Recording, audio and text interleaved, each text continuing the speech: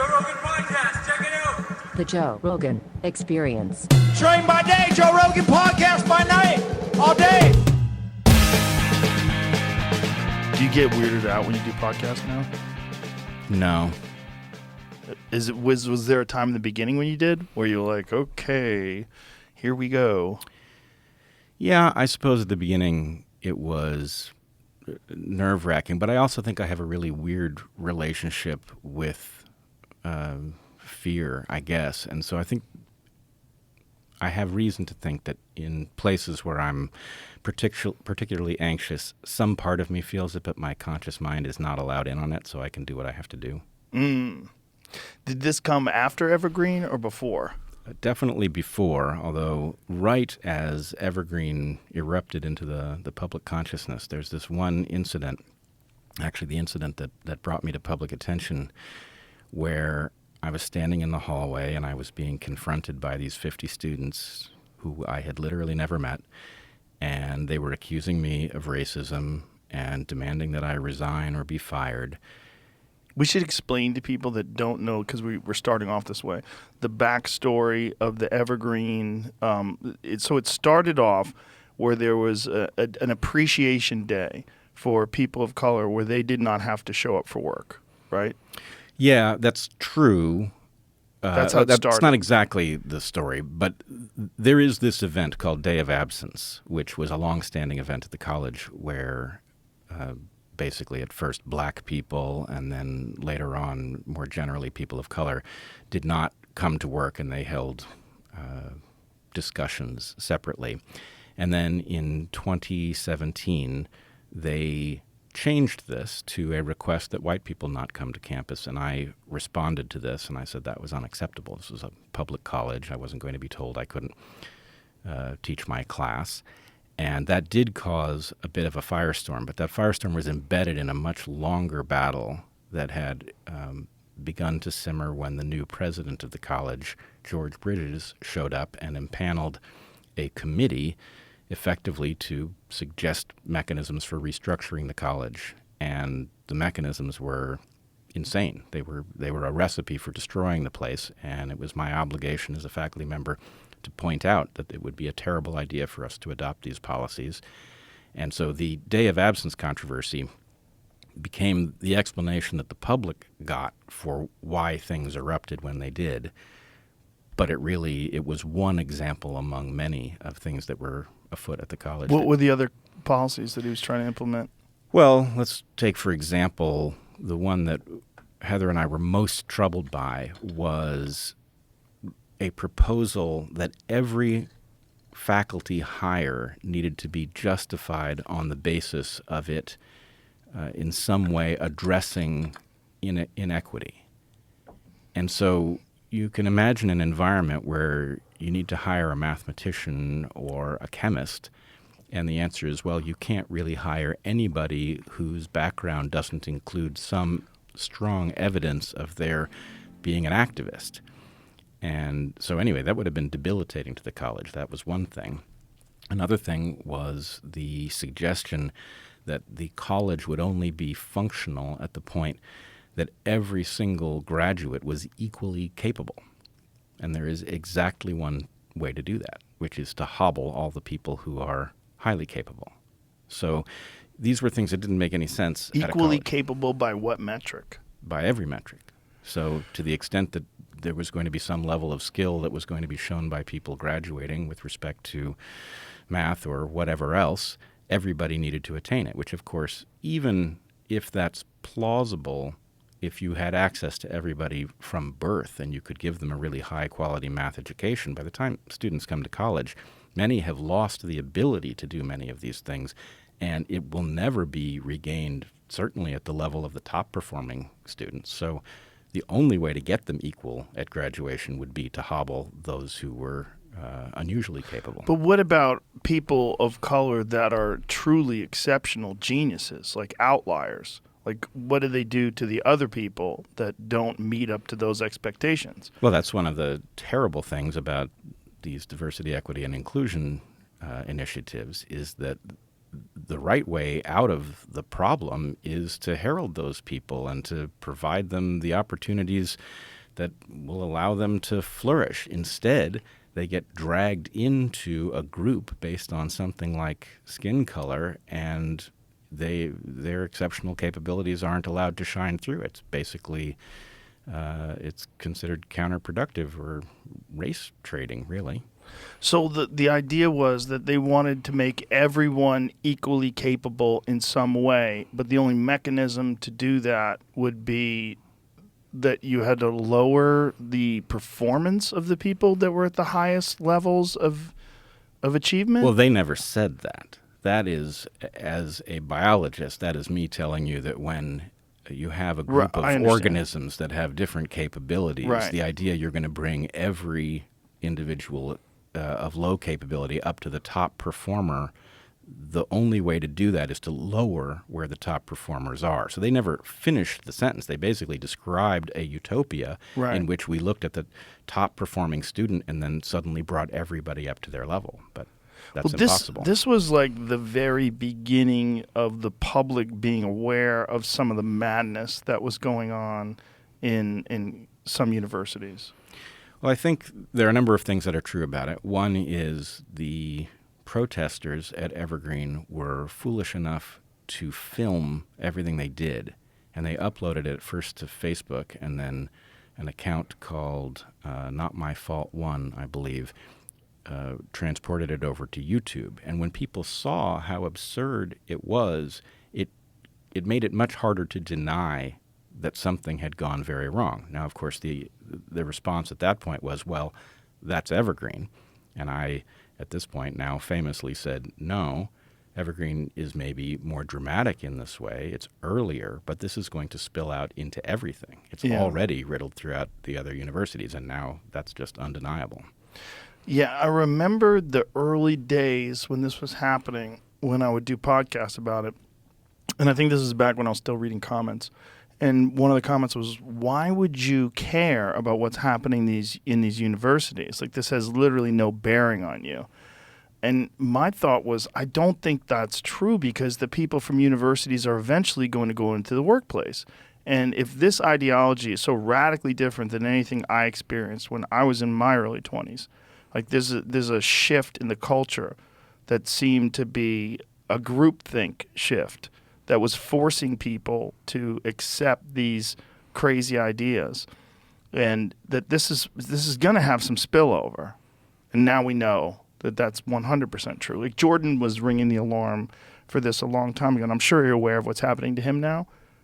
I am aware that something new is happening to him in the last couple of days, but I have not caught up to it. I don't know if he wants me to discuss this publicly, so I'm going to hold off and wait until he does, because I believe he's addressing it publicly. Has he addressed this on his? See if he go to his Twitter page, see if he said anything. But I'm having a Wi-Fi issue at the moment.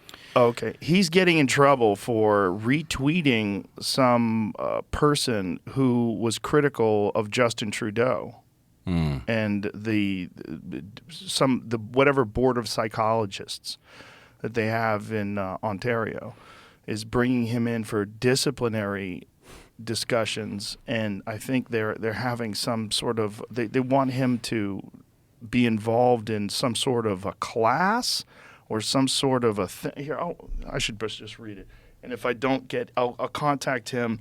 If I don't get his permission, I'll delete this aspect of it. But so here's what it says. It says the College of Psychologists of Ontario, the government-mandated Professional College of Psychologists, has disciplined me and is threatening my clinical psychology license for retweeting the Conservative Party leader, Pierre Poilievre. How do you say his name? Not sure. Not sure.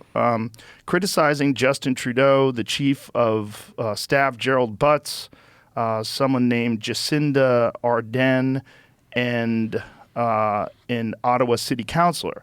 He is required to participate in mandatory social media communication retraining to modify my objectionable behavior, which I absolutely refuse to do. So they'll go to the next step, which would be an in-person disciplinary hearing with my license on the line. I'm going to make all this public this week. If you're interested, take a look. Canada has given over to the commissars, something I thought I'd never see in my lifetime. Happy New Year. Well, I can't say I'm terribly surprised. Ultimately, anybody who remains inside an institution is going to be up against disciplinary hearings if they insist on seeing reality and discussing it. But the term retraining, I'll read it again because it sounds so bonkers that someone would think that this is a good idea. That this term is so crazy that he is going to have to participate in mandatory social media communication retraining. Social media communication retraining. Like, you have to do it the way I do it. You have to do it the way other people that we have decided the way you communicate is not proper. We don't agree. You're retweeting people who are critical or criticizing the government, and we don't agree with that. So we're going to retrain you how to communicate on social media, and this is mandatory. You have to do it, and then you're going to have to adhere, right? Because if you do it, if you go through the retraining and then you don't adhere, well, then it doesn't count. Like, you have to be a different person. Yeah, I mean, I am simultaneously shocked. Myself from 10 years ago is absolutely shocked. Yeah. Myself that has lived up to this point through the last 5 years is not shocked. At all? No. The disciplinary hearings are part of the structure that keeps the last holdouts from doing their thing. And in this case, you and I both know that Jordan is not going to bow to this. There's nothing that they can say that is going to cause him to do that. Well, fortunately, he doesn't have to. This Right. is the most important part about it, is that Jordan has achieved escape velocity. And he doesn't need them anymore. And so this is an empty threat. So this removing his license, you're not going to take away his education, his degrees. If you say you're removing his license, well, I don't think he's seeing clients anymore. He's not really acting as a clinical psychologist anymore, is he? I don't think so. I don't believe so. And I agree with you. I think what we have to discuss is this. There's a question about where each of us are with respect to what you're calling escape velocity. And Yeah. in fact, you and I sitting here is an interesting test case because I've come close to escape velocity, but not quite. Well, you've been hobbled by the demonetization on YouTube for things that are now being printed in the Washington Post, which is wild. Because one of the things that you got in trouble for was, how do you say his name? Geert Vandenbosch? Geert Vandenbosch. Vandenbosch. He was talking early on your podcast about how these vaccines are in some way going to aid in variants. Yeah. Right? And he made a video today. Did I send it to you yet, Jamie? I don't think so. I'll send it to you now. Because he made a new video that's quite chilling. Because he's been very accurate about what he said up until now. And he made a new one yesterday. You have to airdrop it. I'm not going to get it. Oh, okay. Oh, really? I'm literally having, I'm trying to talk to the IT guys now. Something's wrong with our network. Oh, no. Can I text it to you? It won't work? I need to get my internet on my computer to get that. Oh. Okay. You could text it to me and I could airdrop it to myself. Yeah, try that. Okay, we'll try that. Hang on, please. Copy link. Yeah, it's, fucking, we are living in the strangest of times. The strangest of times. Because when you're ignoring, like, if you talk about the Great Barrington Declaration, you're ignoring virologists and epidemiologists and their expert opinion on things. Top flight. Yeah, and then actively talking through emails, openly talking about publicly discrediting these people. Well, there are a number of topics we need to talk about here, but one of them is this clear pattern where those of us who have achieved some kind of immunity to their control speak about these things. We pay some terrible price. We get slandered on our Wikipedia pages and elsewhere, but we persist. And eventually, it forces an acknowledgement of what we were saying that's years late, that has tremendous consequences for what we're actually doing. But I'm convinced that what they're up to is they're fixing the historical record, right? When we stand up to their nonsense and we make it clear what's actually taking place, and they are begrudgingly acknowledging this in the end, what it will look like in their own writing of the record, and they will, of course, write the record, is that, government's a bit slow and they were a little late to acknowledge this, but of course that was because they were being very scientifically careful, which is nonsense. They never would have acknowledged it if they hadn't been forced to it. Yeah, that's what's being revealed with the Twitter files, and this whole thing where there's this massive pushback against Elon Musk, and there's all these celebrities that are virtue signaling and removing themselves from Twitter publicly, and they're doing this to try to let everybody know that they're on the right side, and without real examination of what's actually going on. And they're concentrating on Donald Trump, him bringing back Donald Trump and a host of other unmentionables on Twitter. But Donald Trump is not posting on Twitter. I believe he has some sort of an exclusive deal with his Truth. I don't know that this is true, so let me just say that right now. There's been speculation, I should say, let's put it that way, that he has some sort of exclusive deal with Truth Social, which would be the only thing that would make sense to me why he wouldn't want to post all that stuff that he says on Twitter as well.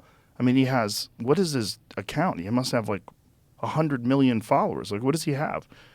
Do you know what, Donald? You're going to have to go on your phone, huh? We have Wi-Fi issues, ladies and gentlemen. Been hampered. Yeah. Did you get that text that I I sent got you? the text, but it's a tweet, so I can't pull up the tweet Oh. on my phone. I Okay. thought it was a video. I could. So send we it will have no internet access during this podcast. There will be no fact checking. until further notice. Wild and reckless we will go. Could come back Working in without a any net. Well, Jamie can tweet things. I mean, he can Google things on his phone at least. 87.8 million on his real Donald Trump account. That's a lot of people that he has access to that he's ignoring. And I would imagine that's probably because he has, and this is, again, speculation, pure speculation, that he has some sort of exclusive deal. Yeah, I think that makes sense. I'm more interested really in this phenomenon of people leaving Twitter. Yeah. So on Dark Horse, we've talked about a concept that I call zero is a special number. And the idea of zero as a special number is that this narrative control would not work if there was even one newspaper that was dedicated to the job of reporting the news. It wouldn't work if there was even one university that was dedicated to finding what the truth might be, right? It doesn't work if there's one social media platform in a primary position in which free speech reigns. Because in any of these cases, if you had the university that was still interested in truth-seeking in an era where everybody else was doing their diversity, equity, and inclusion thing, every reasonable person would want to send their kid there, right? So it would win in competition almost immediately, and the result would be every other institution would have to change their policy to compete. So if you get even one exception, that's enough to break this pattern.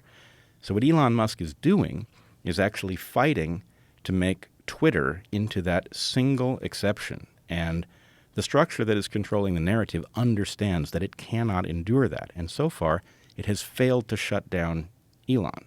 So their next move is actually to get people on one side of this debate to leave so that they can't prevent Twitter from being a space where people can speak freely, but they can take it out of the position of being a primary social media environment. And in so doing, they will take the number of meaningful exceptions to the free speech control back to zero. That's what they're up to. So anyway, I don't think that's a... Oh, we got internet now? Yes. Yay, we're back. Okay, so let's play Geert Vanden Bosch's his newest video, and then we'll get back to this whole idea of escape velocity. Because this is one of the reason why I want to bring this up in particular is because this was a particularly egregious example of YouTube censoring a real expert who has said something that has been publicly declared. You would speak to this better than me. you're not supposed to vaccinate during a pandemic because it encourages variants, or it opens up the possibility of variants? Like, what is the reason for that? You are essentially in a battle with a pathogen, and the pathogen is primed to be able to evolve. And so if you vaccinate ahead of a pandemic, then when the pathogen attempts to infect people, it runs into a lot of immune systems that see it coming. If you vaccinate into an active pandemic, you're doing a number of different things. For one thing, maybe the worst thing, is you're guaranteeing that the pathogen is going to encounter a lot of people who are in the process of developing immunity. So what you're giving them is like an environment that's set up to train them to escape the immunity that the vaccine produces. Now, with the vaccines that we have used, this problem is even worse because these vaccines, or I should say so-called vaccines, they aren't vaccines, and I was convinced that that was not an important issue. Lots of people were upset by the redefinition of the term vaccine. I wasn't convinced it was an important issue. I have switched sides on this. I now think the definition is vitally important, and we're beginning to see why. But in any case, But we should clarify that. Why do you think it is not a vaccine? Well, it's not a vaccine for a number of different reasons. The primary reason is that it does not create immunity to the pathogen, right? So, okay, but so then is a flu vaccine a vaccine?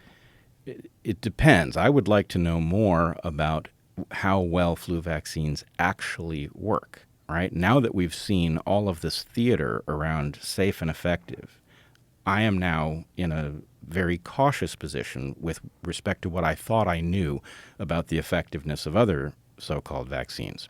But in the case of the COVID vaccines, there are really two issues. One, it doesn't produce immunity to catching the disease or transmitting it.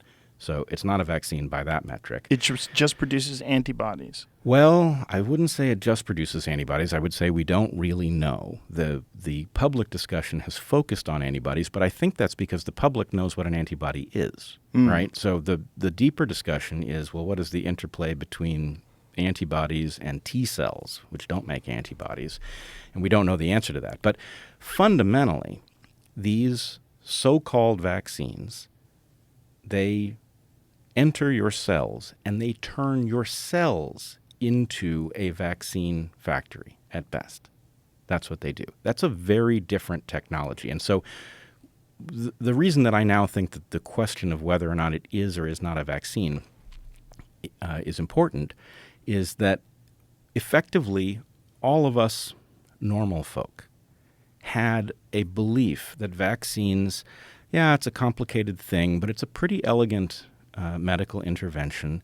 And in general, they're pretty safe. They have very low levels of side effects, and they're basically worth it. It's a good deal, right? You just get a little injection, and you have an immunity to some disease that you have never seen before. Isn't that marvelous? And I still feel this way about the fundamental technology. But the fact is, this is actually far less certain than we understood. It's a more radical intervention than we commonly understand. And in this case, what they've done is they've smuggled in a really, truly radically new technology, and they caused us all not to worry about it very much by using the term vaccine, right? If they had said, all right, we've got this pandemic, and in order to prevent it from spreading, we're going to have everybody take gene therapy, everybody would have said, what? Gene therapy? Is that safe? Right? So the point is, we had a category, and it was called vaccine, and we all thought, there are some crazy folks who are worried about vaccines, but in general it's safe. So if something carries that label, it's probably safe too. And this is actually what activated Heather and me when the pandemic began, and then we started trying to unpack what we were hearing about it, just to translate the biology into English for people. And then the vaccines were on the horizon, and we were initially very hopeful. We thought, oh, well, maybe that's an answer. But then they said the vaccines, the testing tells us that these things are highly effective and very safe. And we didn't know anything about effectiveness at that point. In fact, I'm a little embarrassed to have taken them at their word. But the claim that they were safe didn't make a whit of sense. They couldn't possibly know, right? And the reason that they couldn't possibly know is that the word safe, if you say that something is safe, you are not saying that it's harmless. You are saying you know it doesn't carry any risk, right? If you get in your car drunk one day and you drive home, right? Well, there was no harm. It was harmless, but it wasn't safe, right? So when they said these things are safe, the answer is, well, how would you know that? You've only been injecting them into people for months. You don't know what happens 5 years down the road. It can't be safe, right? You can tell us you don't know any harms yet, but you can't say it's safe. And so that alarmed us because we were immediately being told, here's a new technology. Heather and I looked at the new technology, and it's like, oh, that's not a minor change. That's a radical departure from the way a vaccine. And this is you as a biologist examining this. Yep. Heather and me as a biologist, and I have a little background in immunology. And Heather is a biologist as well. Absolutely. We're evolutionary biologists. Yeah. So anyway, we looked at these technologies and thought, wow, you are intervening in a nested series of complex systems in a way that you can't possibly predict the outcome. You just couldn't know at that point. And so that caused us to dig deeper, which got us in more and more trouble and actually landed us at Gerrit Vanden Bosch's work pretty quickly, right? Which introduced a whole new set of questions, beyond the question of how safe is this for the individual. The question is, well, what does this vaccination program mean for the pandemic itself, right? And what he said, which there was no evidence that it was taking place at the time, but what he said is, look, if you vaccinate into a pandemic and you do so broadly across the population, you're going to drive the evolution of variants, right? You are going to create an evolutionary arms race, and you are going to cause the number of variants to proliferate. And, at the time, I couldn't say for sure that he was right, but what I could say was that he was making evolutionary sense. There was nothing terribly complex about his argument, and it was robust. And I think now we are seeing, not only have we seen that proliferation of variants, but we're now seeing the grudging acceptance that that's what's happened in places like the Washington Post. Just seeing it in the front of the Washington Post was wild. Just to see that admission, Yeah. and have the discussion open up, are the vaccines causing variants? Because that was what was the exact title? See if we can find the Washington Post title. I read it and I was like, whoa. First, Lena Wen discussing openly the superior immunity that comes from natural immunity from catching the virus and recovering, and how much better it is in so many different ways. And to have her turn the course and have her say masks don't work, cloth masks don't work. You need an N95, otherwise it's just theater. And then it's just facial decorations. And then to go from that to her describing how natural immunity has to be recognized and that it is actually better, and then showing that people have been vaccinated and then boosted. The more vaccines you get, it seems like there's more prevalence of people catching COVID, which is wild. Yes, and if you think carefully about what I told you the definition of a vaccine was before it was altered, that means, and we can get into this question of the IgG4 result that recently emerged. What is that? This was a result that showed, surprisingly and in contrast to the other true vaccines that they looked at, the mRNA vaccines, and this is not true for the DNA version, but for the mRNA vaccines like the Pfizer and the Moderna, that after 3 doses, they saw a radical elevation in the percentage of the antibodies that are part of this class called IgG4. Ig is just, it means immunoglobulin. It's a synonym for antibody. IgG is a class of antibody, and it fights pathogens.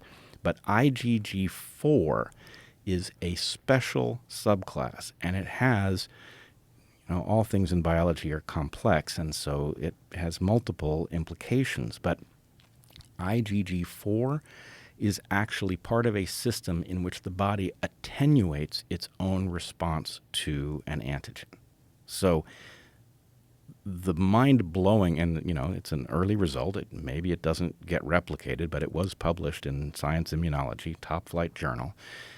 The implication is that the evolutionary path we have traveled is causing the pathogen now to be able to trigger a response that will cause the immune system not to fight. Nobody knows what happens next. It's a very dangerous discovery. How does that work? Well, think about it this way. The way we develop the amazing immune system that we have that allows us to fight off pathogens for our entire life, including pathogens with which we have no experience, is that we have a system. It's one of the two fundamental properties of our immune system that allows it to fend off anything we might encounter, and it's called the self-non-self recognition system. And the way the self-non-self recognition system happens is that before you're born, in utero, you have a huge diversity of immune cells that are all a little different, and they react to antigens that are electromagnetically distinct from each other. And basically, in principle, they can react to almost anything, the electromagnetic signature on the surface of almost anything biological. But while you're in utero, you're exposed to almost nothing from the outside, right? You're insulated by your mother. And so that means that any cell in that library that is reacting when you're in utero is reacting to you. And so all of the cells that react when you're in utero are eliminated, leaving only the cells that don't react to you, right? That is basically the definition of non-self, right? Anything that wasn't eliminated is potentially an enemy. Now that can result in a lot of weirdness, like you breathe in some pollen. That's not self. And so the body can react to it, and it can overreact, and it can make a problem for you that it shouldn't. But in general, this system just sits there dormant, and any time it runs into an antigen that it hasn't seen, it treats it like an invader, and it fights. But what happens if something about the system, let's say that your physiology changes in some way so that your own tissues are now triggering the system? Right? Well, there are ways in which the system can attenuate that response. When you go to an immunologist to deal with an allergy, and the immunologist will give you allergens, right? Which sounds like a recipe for an allergy attack. But the point is, if you do this in a particular way, you can trigger this attenuation signal, and you can cause the body to stop reacting to something that you were allergic to. So the idea that a pathogen, and mind you, not a normal pathogen, a pathogen that we can now be pretty darn certain was engineered by humans, at least in part, that pathogen is now triggering that signal that causes the immune system not to react anymore, means we're in a whole new landscape. I want to bring up that fact because there was a recent article that I saw someone quoting on a podcast as evidence that this is a natural spillover, and that there is new discussion that points to COVID-19 being a natural spillover. And I saw that wildly and widely dismissed by many people that were furious, saying that ignored the science that points to the fact that this was engineered. What is your perspective on this? Well, I've believed from the very beginning that, almost the very beginning, actually 1 hour into my awareness, I changed my mind. I tweeted at first. So as you know, I'm a bat biologist. I studied bats in grad school. And when Heather and I were in the Amazon writing the first draft or finishing the first draft of our book, we emerged to the news that this, what was then called novel coronavirus, was circulating. And so it just sort of dawned on us, what is this? And we were trying to figure it out. And I looked at the initial materials. I looked at the explanation of how it likely had come through bats. I was familiar with the family of bats in question, and I just decided to tweet to my my followers that, more or less the story added up as far as I could tell. And I did that, and I immediately got back a response somewhat annoyed by a longtime follower of mine who said, so it's just a coincidence that there's a biosafety level 4 lab in the exact place that this virus emerged? And I said, what the hell? I don't know anything about this. I don't know what a biosafety level 4 lab is. And I started to look into it because, if those labs were everywhere, then maybe it doesn't mean anything that there happened to be one in the very place that the virus seems to have emerged. But they aren't everywhere. And the idea that the bats in question aren't in the place where the virus emerged and the lab was, and that the lab had been searching for exactly this sort of virus in the wild, it all pointed in a particular direction. And so I immediately followed up my tweet and said, don't listen to that. There's more here to be understood. And the deeper I dug, the more convincing I found it that this had actually emerged from the lab, and not as a simple matter of having passed through the lab. That's possible that you could bring a virus into the lab and not do anything to it, and then it could escape. Just a coincidence.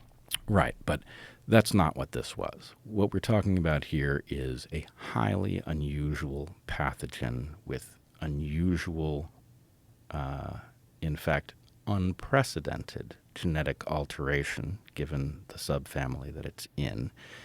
And all the circumstantial evidence points to this laboratory, the behavior that it is known to have been involved in. So, But could you explain what is unusual about the pathogen?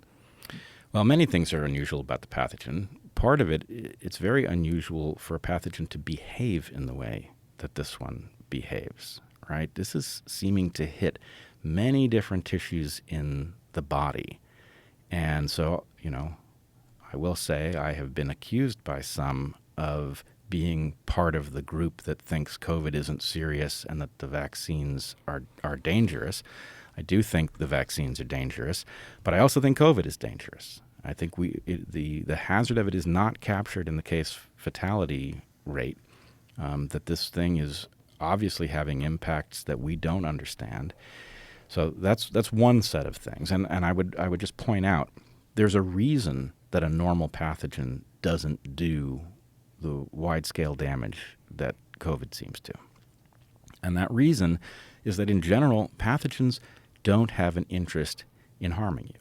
They harm you incidentally, right? In fact, they do best when you are healthy enough to walk around and spread them. And so they tend to spare tissues that do not help them to be transmitted. Well, that's not the case with this pathogen. This pathogen seems to invade all kinds of tissues that don't help it to spread. And that is... How so? Well, it seems to invade using the ACE2 receptor, and it shows all kinds of pathologies. I mean, from, damaged toes and weird circulation issues. It seems to get into the brain. It's a very strange pathogen. You would expect it to self-limit to tissues that help it spread. And the fact that it doesn't is actually what you would predict if you enhanced a virus in a laboratory environment where it was freed from the constraint of having to keep its host healthy enough to spread it. Right?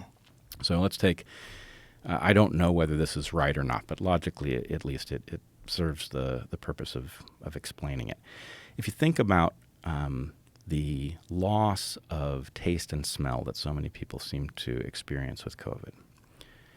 Well, now imagine a wild animal that had that effect, lost its taste and smell, right? Well, for most mammals, that would be a devastating loss from the point of view of them even just feeding themselves, right? So it would be a hazard if COVID was spreading in wild animals and it was robbing them of this essential tool for finding food, then it would cause its host to start starving. That's not a good thing. On the other hand, if you caged a bunch of animals together and you allowed them to spread the pathogen and you fed them, let's say it's ferrets, which is a likely experimental organism, if you were feeding them ferret chow and they were falling all over each other, infecting other ferrets, then that constraint is lifted. Then the point is it's not bad to lose your sense of taste and smell from the point of view of passing on the pathogen, and that would fit very well for the human population too, right? You lose your taste and smell. It's annoying, but it doesn't get in the way of you getting fed.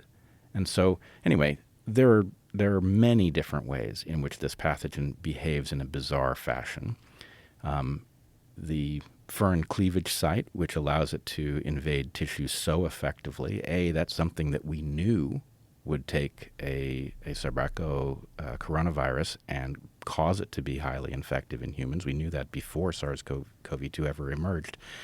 So to find it on this virus, even though no other member of the subfamily has it, is conspicuous. So I guess what I'm telling you is I rapidly moved in the direction of believing that the most likely explanation was laboratory enhancement and escape. Everything I have seen only moves me farther in that direction, including the repeated efforts to shut down that explanation, right? I mean, every month we go and we don't find the intermediate host is evidence that there is no intermediate host, that the intermediate host is the lab, right? So we are continuing to add evidence upon evidence. And every time that we are, caused to wonder, every time we see headlines that say, no, it turns out it was the wet market, there's nothing there. So what was this that has been recently cited? This article, You're talking about the wet market article? Yes. Well, it's now been, I think, a couple months since that. I would have to go back and look at it exactly. But basically, they did an analysis where they showed the pattern of early infections having some claimed epicenter in the wet market. But this isn't really evidence of anything. I mean, for example, imagine that there was a coffee shop in the bottom floor of the Wuhan Institute of Virology. And then imagine that you did this analysis and you found, oh, goodness, there's an epicenter of disease in the coffee shop of the Wuhan Institute of Virology. Well, it doesn't mean that the coffee shop has anything to do with it. It just means that people from the lab go to the coffee shop. And the fact is the wet market is close to the lab. So people from the lab undoubtedly went to the wet market. And we still haven't found anything like a creature in the wet market that has evidence of having carried or transmitted this disease. So anyway, it's smoke and mirrors. And smoke and mirrors doesn't mean that there couldn't be the discovery tomorrow of some intermediate host in the wild and some story that would account for all of the evidence, but it gets less likely every day. And why do you have a speculation to why they would publish that? Oh, I mean, let's put it this way. What I said on the DeSantis committee to look into our COVID response, what I said in our public meeting a few weeks back, was that COVID is the largest blunder in human history. I believe that's unambiguous. And I'm not talking about the largest blunder in public health. It's clearly that too. But I'm talking about the largest blunder in human history, starting with the decision to circumvent the ban on gain-of-function research that the U.S. Congress wisely imposed, to offshore the work to Wuhan, where they then found presumably the ancestor of SARS-CoV-2, likely as a result of the interaction of the 3 miners who became sick in the guano-filled cave, brought the ancestor back into the lab, put it through gain-of-function experiments, enhanced it with a furin cleavage site, and then lost control of it. Can you please explain the furin cleavage site? Well, the furin cleavage site is just a sequence. It's a small sequence of amino acids that alters the spike protein so that it is especially effective at entering human tissues. So the point is, there was no natural member of the subfamily that has this feature. And it was well known amongst people who study these viruses that were a virus of this type to acquire that feature, that would radically enhance its capacity to get into human tissues.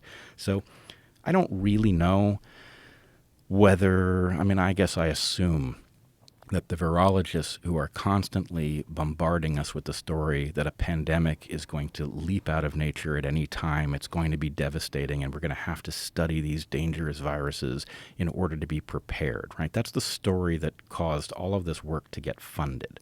Now, I don't really believe this story. I think it's wrong, but it may be that the people who are spreading it do believe it, and that having believed it, that crazy as this sounds, what they did was they found a virus that had many characteristics that would make it a dangerous human pandemic-causing pathogen, but it didn't have all of them. And so in order to figure out what it would be like if it did have all of them, they gave it the ones it didn't have. And they did a certain amount of genetic engineering and a certain amount of gain-of-function work using probably ferrets, using humanized mice, using human airway tissue, and they just gave it a bunch of puzzles, and they taught it. And then it escaped, right? That's the assumption. How much evidence do we have of that specific type of research being done at Wuhan? Well, that's a good question. We have circumstantial evidence, and in fact, a lot of this work was done stateside before the ban on gain-of-function research. So we have a fair amount of circumstantial evidence of what sorts of enhancements the Wuhan Institute was interested in, and that they had the capacity to do them. We've seen a lot of these experiments done piecemeal prior to the ban. As to exactly what they did, this is something that we, the people of planet Earth, are entitled to know. And this is one of the reasons why I'm so troubled by the perspective that so many people have that, well, wherever it came from, now we've got SARS-CoV-2, so let's just deal with it. And the answer is no. There's an awful lot contained in knowing what exactly they did that might help us to fight it, what they knew about what they were doing, what protocols were used, what animals were used. That is vital information, and the fact that many people see it as sort of beside the point is quite wrong. And in fact, the IgG4 result that I was just telling you about is actually, it is another one of these indications. One of the things that I said very early in the pandemic was that because this is not a normal virus, all of the rules that we usually assume will be true, right? Like the thing is going to evolve into a lower state of virulence. All of those assumptions are now invalid because we don't even know what we're dealing with, right? We're not dealing with a normal spillover event. We're dealing with a synthetic spillover event and with a virus that has experienced an environment that is very much unlike nature. So anyway, I still believe that it is in our vital interest to figure out exactly what happened and when. I will point out that is also a big question that leads in a number of very disturbing directions. But leaving these questions aside is not in our interest. So back to your question, though. Why are they continually trying to reanimate the explanation that this is a natural spillover event? Because if it isn't, then we know who did it, right? Anthony Fauci was key to circumventing the ban on gain-of-function research that resulted in the Wuhan lab being funded by us to do this work. So if this is a natural spillover event from a wet market, then Anthony Fauci is in the clear, right? If this is the result of ill-conceived gain-of-function research taking place in Wuhan, partially at our direction, that's a whole different ballgame. And so part of what you and I have experienced, right, the incredible pushback that we have gotten for just noticing obvious patterns, right, patterns of dishonesty, patterns of evidence that aren't being discussed, that is about the fact that those who are responsible cannot allow a full investigation. I don't know what will happen if the truth were to fully emerge about not only what was the explanation for how this virus came into the world, when it came into the world, right? Those are really important questions, but also what we failed to do, what responses we failed to deploy, and then ultimately we get back to the questions of Geert Vanden Bossche, right? Because we didn't deal with the pathogen properly at the beginning, because we didn't deploy the drugs that we had at our disposal that did work, we ran out the clock on the brief period of time when we might have driven it extinct or at least controlled it. And in lieu of that, what we got is a proliferation of variants, and this is utterly out of our control now. This is now a pathogen that is learning tricks that look like they allow it to shut down our own immunity. And what's more, the fact of these IgG4 antibodies that likely have an attenuating effect on immunity, right, which would explain why vaccinated, and especially heavily vaccinated people do seem to be so vulnerable to this disease now. But that offers an opportunity to other pathogens that can figure out that small sequence, that motif that will allow them to trigger the same stand down, right? So we are now dealing with, yes, one pandemic, but also a mechanism that will allow other pathogens to evolve and escape of their own using our so-called vaccine response and its impact on the immune system. So this could potentially, as people are vaccinated and then boosted again, this would accentuate this mechanism. Yes, the more, so again, it appears to be, and there's a whole world of things we might discuss with respect to the distinction between the DNA versions of the so-called vaccine and the mRNA version. There is a radical distinction in the implications of these things, both for personal health and apparently for the pandemic. The DNA version does not appear to trigger this. But yes, for people who got the mRNA shots, the more of them they got, the more pronounced this effect. So that raises all kinds of possibilities. And one of the things that I'm still struggling to understand is what are the implications for those of us who didn't get the mRNA shot, or those who got 1 or 2 but not 3, or those who got the DNA shot instead, right?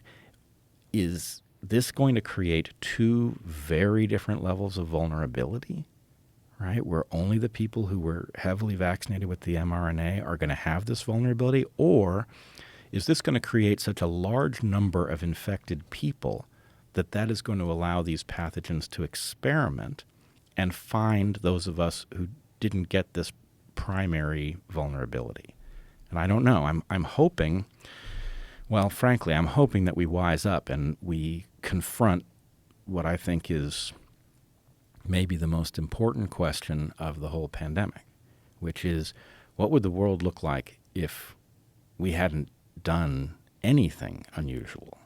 What would it look like if we stopped doing the unusual stuff now and started behaving reasonably, right? And my sense is the sooner we start behaving reasonably and let normal medical practice figure out how to treat the disease rather than this top-down stuff, the better off we're going to be. But, Geert Vandenbosch has been right about a lot. And part of the troubling thing is that we now know that he was right, or effectively know that he was right, about the proliferation of variants that were going to be driven by our absurdly narrow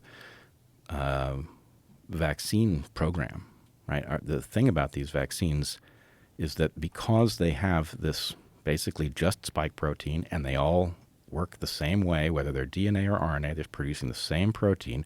The point is that gives the pathogen a very clear, narrow signal, right, about how to evolve to evade this immunity. It's not like normal immunity.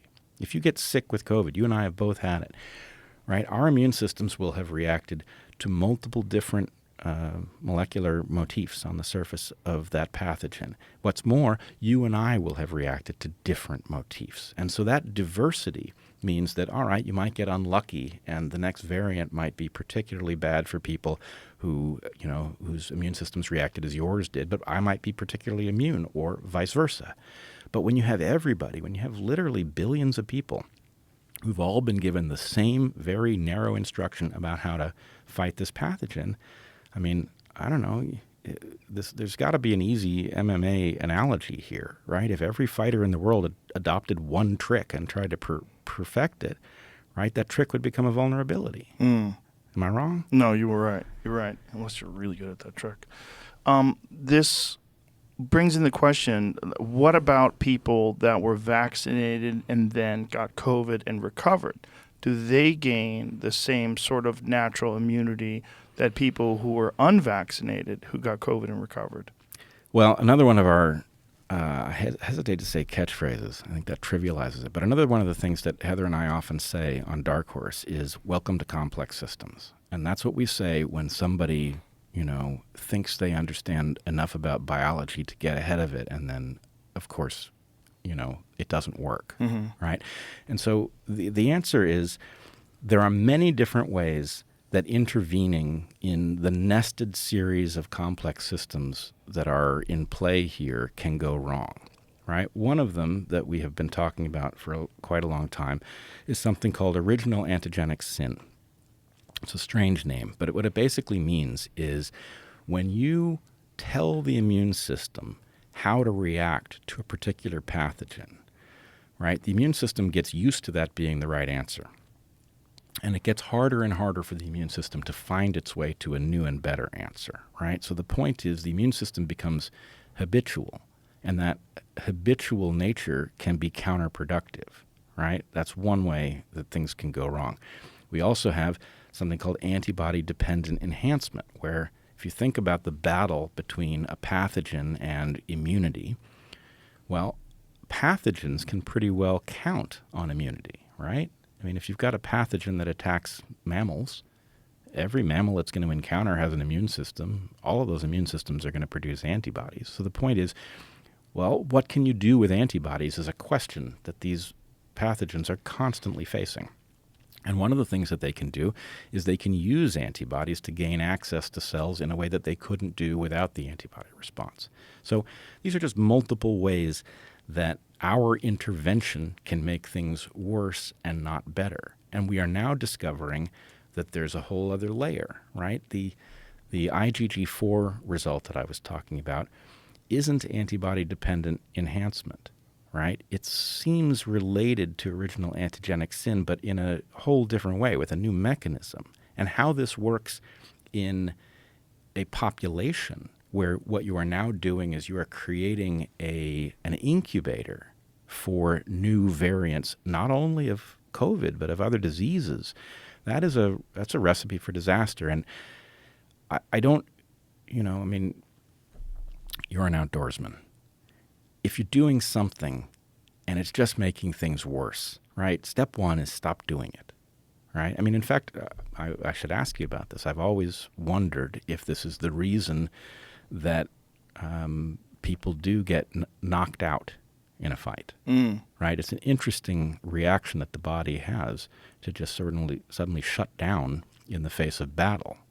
But the way it looks to me, okay, so you're out there in nature and you're engaged in some battle with something and you keep getting hit in the head.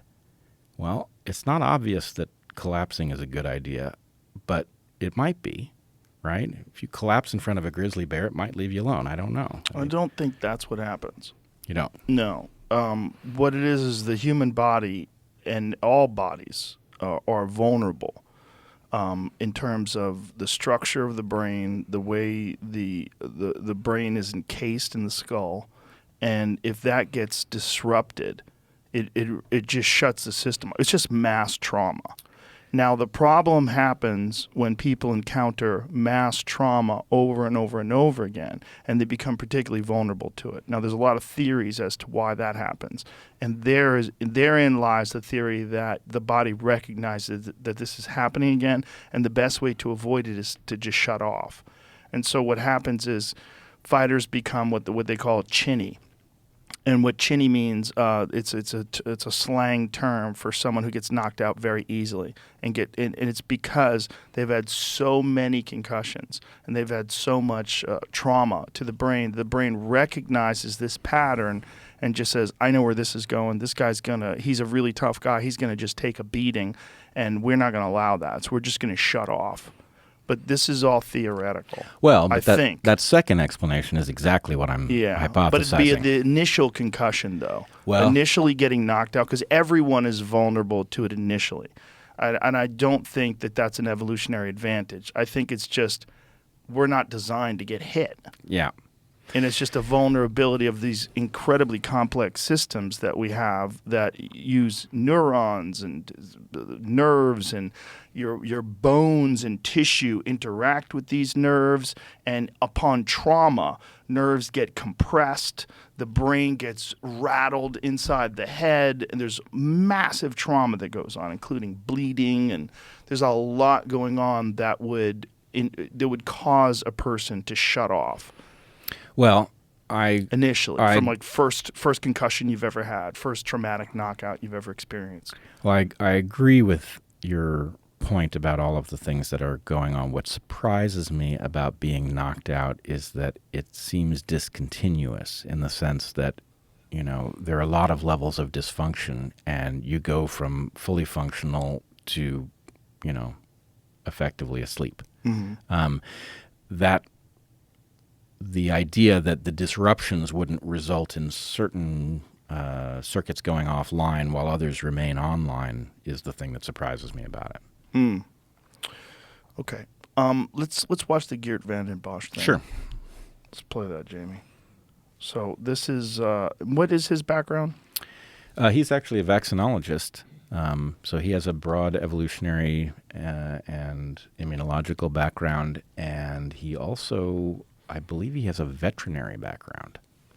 So what I'm saying is that now we are in a situation where vaccinees are sitting, because of Omicron, on non-neutralizing antibodies that enhance the infectiousness at the upper respiratory tract. That's why they become more susceptible to infection, but that at the same time is still suppressing severe disease at the lower respiratory tract, because these antibodies, these very same antibodies, can inhibit the process of transinfection.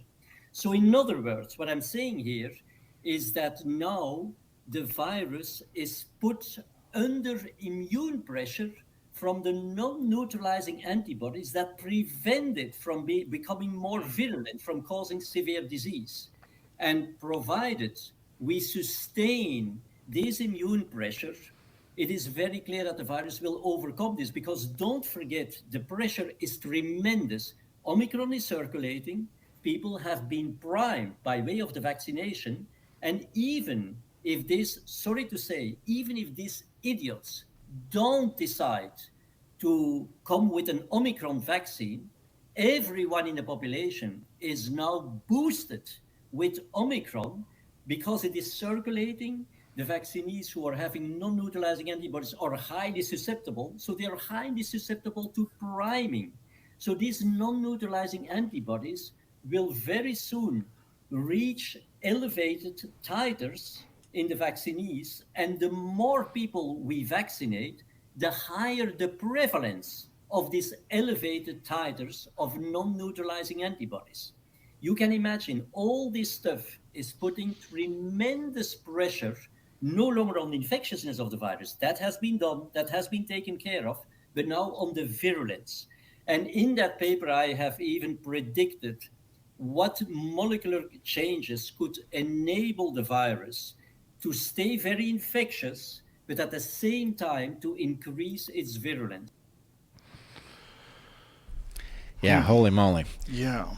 So, and what kind of pushback did he experience? Because in the beginning of the pandemic, he was one of the few people that was an expert in vaccinations that was sounding this alarm.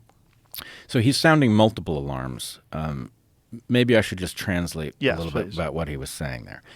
What he's getting at is, the way I've been putting this piece of the puzzle is that we are running the largest gain-of-function experiment in the history of the world.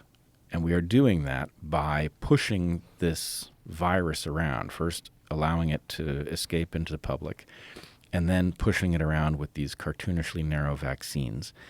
And his point is that you've got two parameters that are distinct. You have the infectiousness, how good is it from getting from one person to another, and the virulence, how sick does it make you? And his point is the thing has learned the infectiousness trick very, very well, right? But we are putting a pressure on it where it is good at getting into the upper airway and not so good at getting into the lower airway, where it make you much sicker. And the point is, his point here, if I read it correctly, is that each person constitutes an opportunity for these viruses, in light of the antibodies that are being induced, to learn the trick of infecting more tissue, right? So what he's saying is that he expects, and he has predicted two things, one of which, and he's been on my podcast twice, and I talked to him about this the last time he was on, when we were at the conference in Bath, England together. The one thing he's predicted is a proliferation of variants in response to the so-called vaccines. That we've seen, and you're now seeing it acknowledged in the press. The other thing he has predicted is an increase in the virulence, the severity of the disease as a result of this program. And he admits that this has been much slower to emerge than he expected.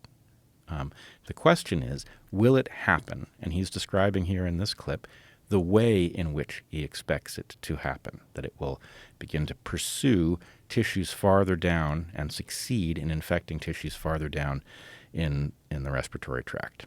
So we'll see, but the thing that I really appreciate about Garrett, he's very broad-minded. He's very honest about what he's gotten right, what he's not gotten right, what's still up for grabs. And he is sounding an alarm that I think privately has been acknowledged by far more people than have been willing to publicly say, yeah, unfortunately, Geert Vanden Bossche is making sense. So I think if I understand him correctly, there is an awareness inside vaccinology about the absurdity of what we are doing. But because of the pressure, the same pressure that you and I have felt not to talk about certain things, pressure that you and I have ignored, often at our peril, but that other people have reacted to that by becoming quiet about what they know, even when what they know is professional and scientific. Well, you had a doctor from the UK on your podcast recently. Who are we talking about? Didn't you? Oh, you're talking about the cardiologist? Yeah, Asim Malhotra, I believe is how you pronounce it. Yep, he is a cardiologist who was initially very favorable on the vaccine program, and he lost his father. And because he's a cardiologist and a very smart, decent fella, he dug and concluded that very likely he had lost his father to a vaccine adverse event, and it caused him to dig deeply and to reverse his position on the wisdom of these so-called vaccines. But what was interesting was that these similar conclusions had been reached by these other academics who had decided to not publish this. That was one of the things that he discussed, because they were worried about funding being withdrawn and public ostracization. Well, this is true across the board, is that this goes back to what we were talking about earlier, where ultimately if you don't respond to any of the threats along the way, ultimately you're going to face disciplinary action, or you will face a drying up of your funding, the very stuff that allows an academic to continue to do what they do. And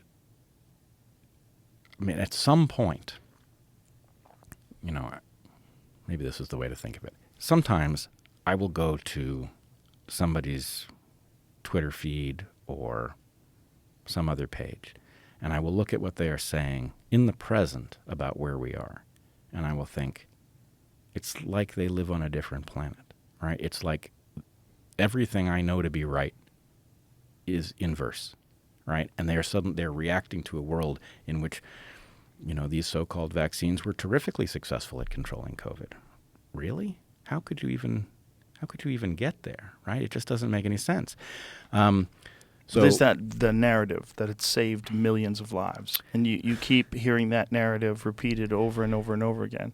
I don't know how do you think the vaccines have saved lives? We actually know more about this than you would think. First of all, I should point out that this number, which everyone, including Anthony Fauci, has been repeating and the most recent version of it was 3 million American lives have been saved by Right. the vaccines, is utter nonsense.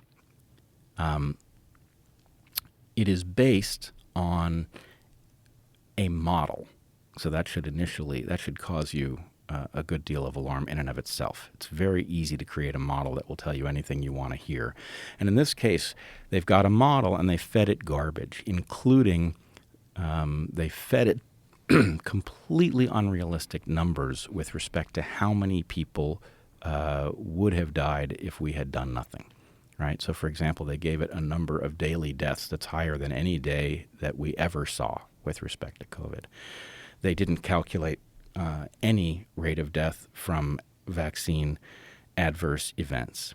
And they projected, basically what they did is they took a model and they fed it an absurd estimate of how good the vaccines were, and then they asked the model how many people were saved. And it's nonsense.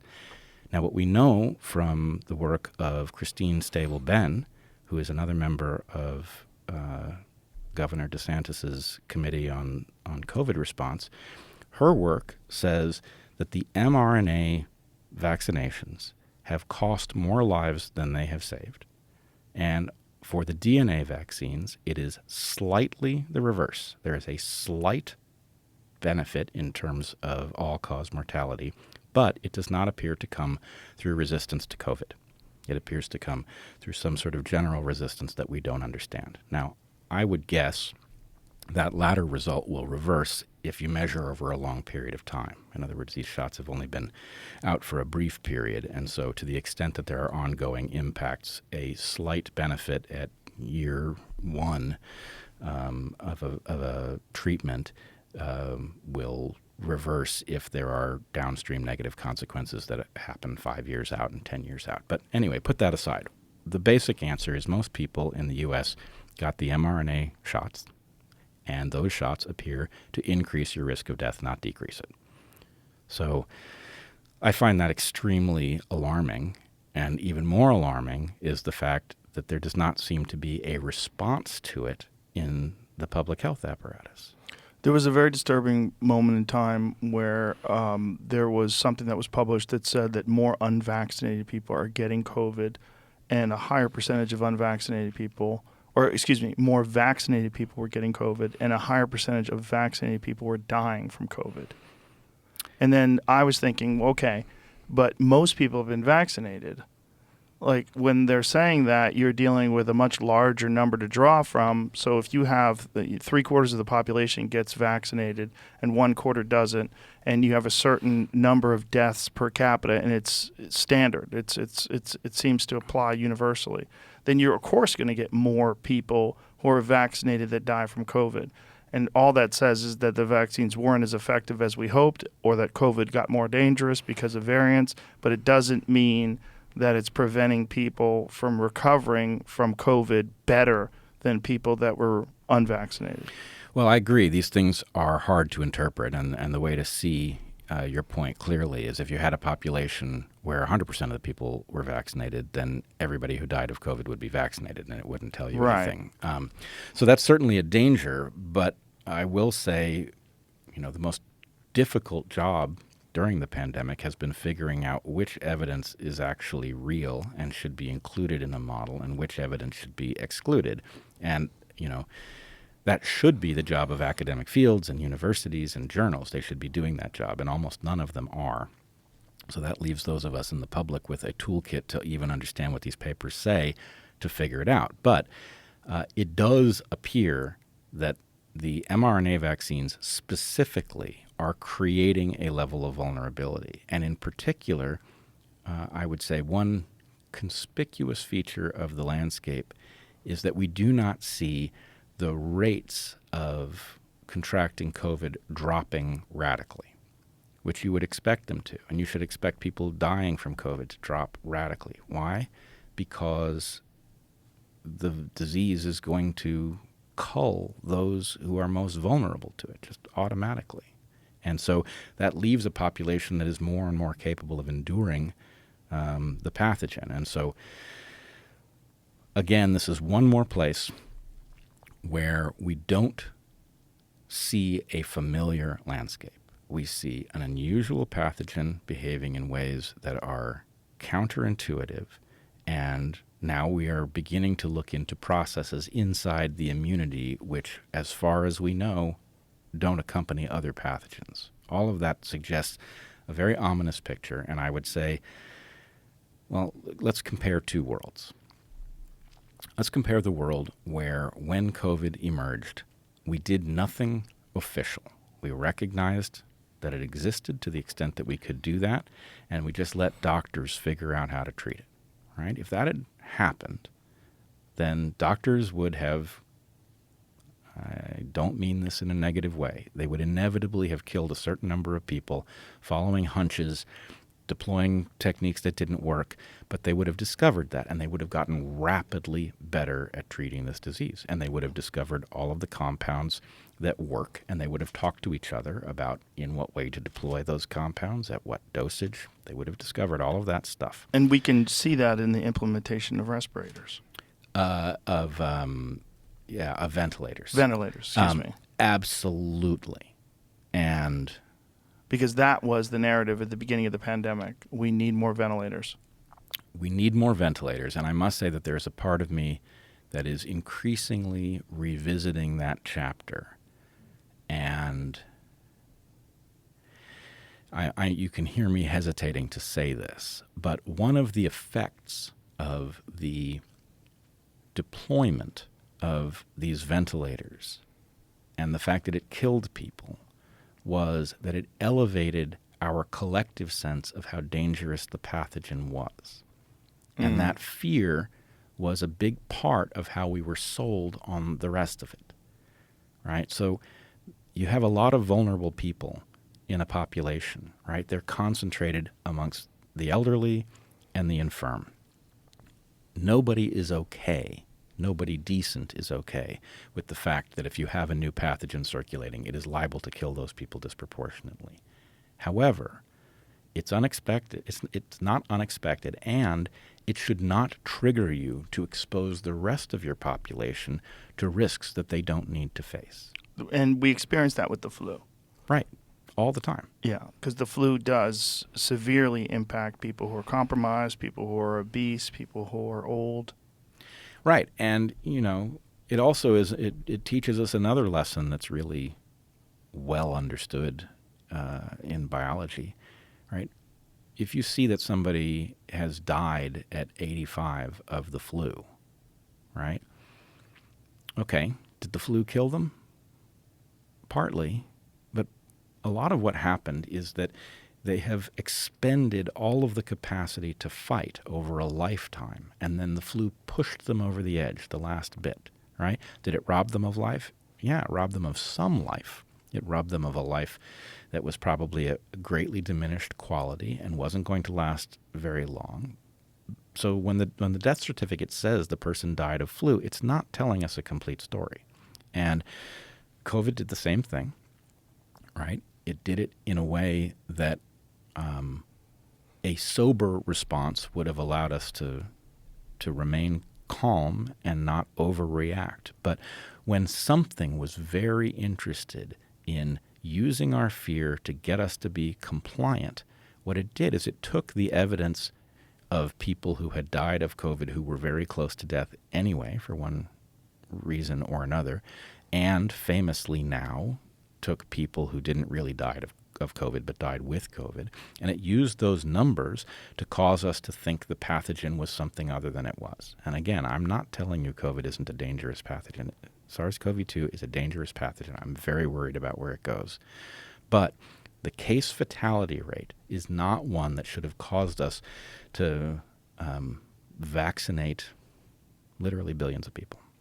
Including people that were not vulnerable, like children. Right, and this is the thing that is now so alarming to me. You can imagine a public health authority that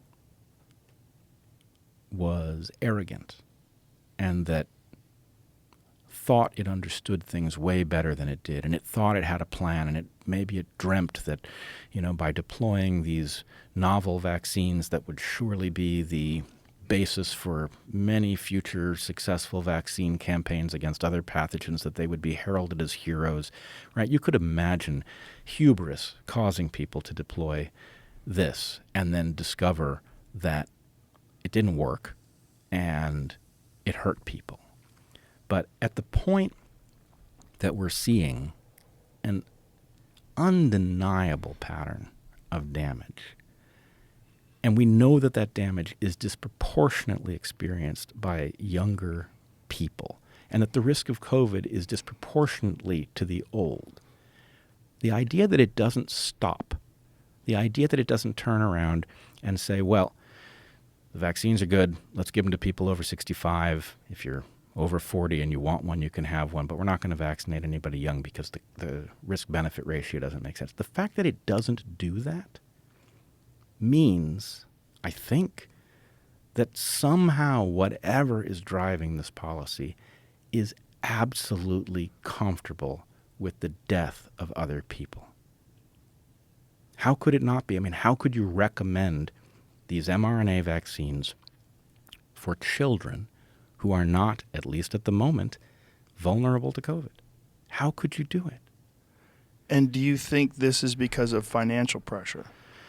Because this is the only thing that makes sense to me, because there's a vast financial interest in vaccinating as many people as possible. I see that as the shallow end of the pool, right? And I try very hard not to get ahead of the evidence. I would say at the very least, the floor of plausible explanations, something is interested in making money, is comfortable from decades of corrupting the public health apparatus with making decisions that result in Acceptable amounts of losses. Yeah, and acceptable amounts would leave a normal person with their jaw on the floor. But something has become very comfortable with this. And so it may be that. But I also have an uneasy sense about what the larger picture may be here. So there was a concept that I was reluctant to talk about for months, right? It wouldn't let me go, but I was reluctant to talk about it publicly, and I finally did release it on Dark Horse. Admittedly, it needs a better name. I call it the time-traveling money printer. And to make a long story reasonably short, you presumably have thought a little bit about black budgets. Mm-hmm. So I guess for your audience, let me just briefly say that a black budget, in a democracy, the power of the purse allows something like the Congress to control, the intelligence community, for example, right? The intelligence community has to go to the Congress in order to get funding to do the things that it wants to do. But the intelligence community also has the capacity to do things that normal folks can't. And they can generate money that isn't on the books by using some of the advantages that come to them by virtue of their position. So you can imagine, for example, the DEA, it has to be involved in a certain number of drug deals in order to catch the bad guys, right? So it has some license to play in drug dealing, and you could imagine, this is not about the DEA, I'm just using it as an example. But the DEA, if it decided it needed a black budget that wasn't under the control of Congress, could use the leeway that it has in interacting with, drug cartels to generate money that it could then use without anybody being able to say no. So that's a black budget. Now, black budgets are one way of doing this. But anything else that can generate money that isn't accounted for in a normal, federal budget has the same potential. And what I want to do is just point out something that seems to have happened here that raises a financial question that I have not heard widely asked. So we've all gone through the thought exercise of, if you had a time machine, what would you do with it? Right? And one answer is, almost no matter who you are, even if you're a super good person who's interested in doing good things, money allows you to do good things. So your time machine, if it can go backwards in time, can allow you to buy Tesla or Apple or Amazon stock and turn a small amount of money into a huge amount of money. And if it can go forward in time, you have similar opportunities, right? You can see what's going to go up or down, and you can buy some or short. So anyway, a time machine would give you the opportunity to generate money. Now, as far as we know, time travel doesn't exist. I'm pretty compelled by Stephen Hawking's proof that it probably doesn't exist. You know about this? No. Stephen Hawking threw a party, which he advertised for time travelers. He welcomed all time travelers to come, and none of them showed up. And he said, well, I guess it doesn't exist, right? Because if it did, they'd come. So anyway, let's assume time travel doesn't exist. There's another way of doing the same thing without an actual time machine, right? Printing money. And it requires an awful lot of power to either shape history or slow regular folks down in how much they realize and how quickly they realize it. Right? If you're in a position to do that, then you can print money, right? If you know what's coming, if you know what history is going to do. It's a kind of insider information that is hard to prosecute. It's not like knowing something about a stock price from being an insider. And anyway, so my point is this. There is substantial evidence that COVID began circulating such that it was an important component of what unfolded at the military games in Wuhan in September of 2019. And there's been lots of talk in various publications at this point about the possibility that COVID was circulating earlier than we knew.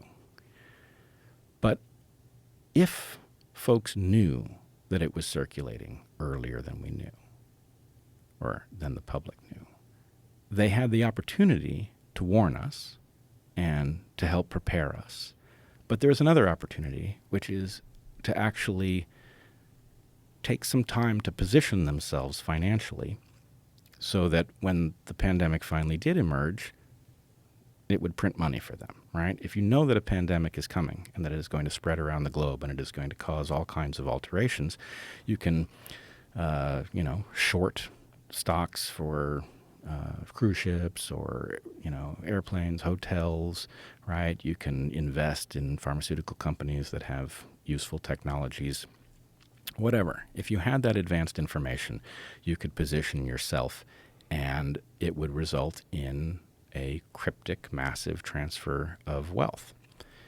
And so the question is, how much of the story here involves something having understood what was coming and having revealed it at a point that it was positioned rather than it having emerged naturally and, the world suddenly all became aware at the dawning of 2020, right? That's the question, was there something about this that goes beyond what you were suggesting, which is, well, there's an opportunity to make money if you're in a pharmaceutical company. There's going to be lots of opportunities to sell treatments and vaccines and things like that.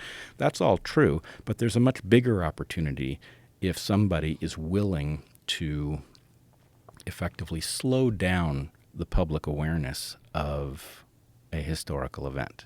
And I guess the last thing I would say on that is the environment that we live in, the environment that actually results in you and me doing what we get to do in podcast space, is an environment that exists primarily because people are absolutely starved for reliable sources, right? Every paper is broken. Every university is broken. And that means that people are left to find voices that, for whatever reason, are credible because they're honest, because they correct their mistakes, whatever. And I guess the point I would make is that the question of zero being a special number interfaces the question of the time-traveling money printer in the sense that keeping people from having mechanisms that tell them what's true is an excellent way of detaining them so that this sort of financial gamesmanship can unfold, right? It has to be true that there aren't newspapers out there seriously pursuing Pulitzer Prizes for deep investigations that, treat nothing as sacred. It doesn't seem to happen anymore. And the question is why? And I can, of course, be certain of nothing. I'm as much an outsider to this as anybody. But I will say there's a version of the story in which our being kept in the dark is a perpetual source of wealth. And that means that people like you and I have to be specially punished for trying to get out of the dark, right? It's what we do. We talk to interesting people who seem to have a beat on something. I talked to Geert Vanden Bosch, and I'm in a position to know that what he's saying is at least sensible, right? Neither of us know if it's going to come true, but I can certainly say there's nothing in that isn't plausible. And that's very dangerous, right? What they want to do is they want to dismiss Geert Vanden Bosch. They want to say he's got a financial conflict of interest. That's why he's saying these things. Well, I don't see it. What I see is a small number of people who have two characteristics. The two characteristics are they've got a toolkit that allows them to see with some clarity. And the other characteristic is that they have the courage to speak about it when they are being threatened.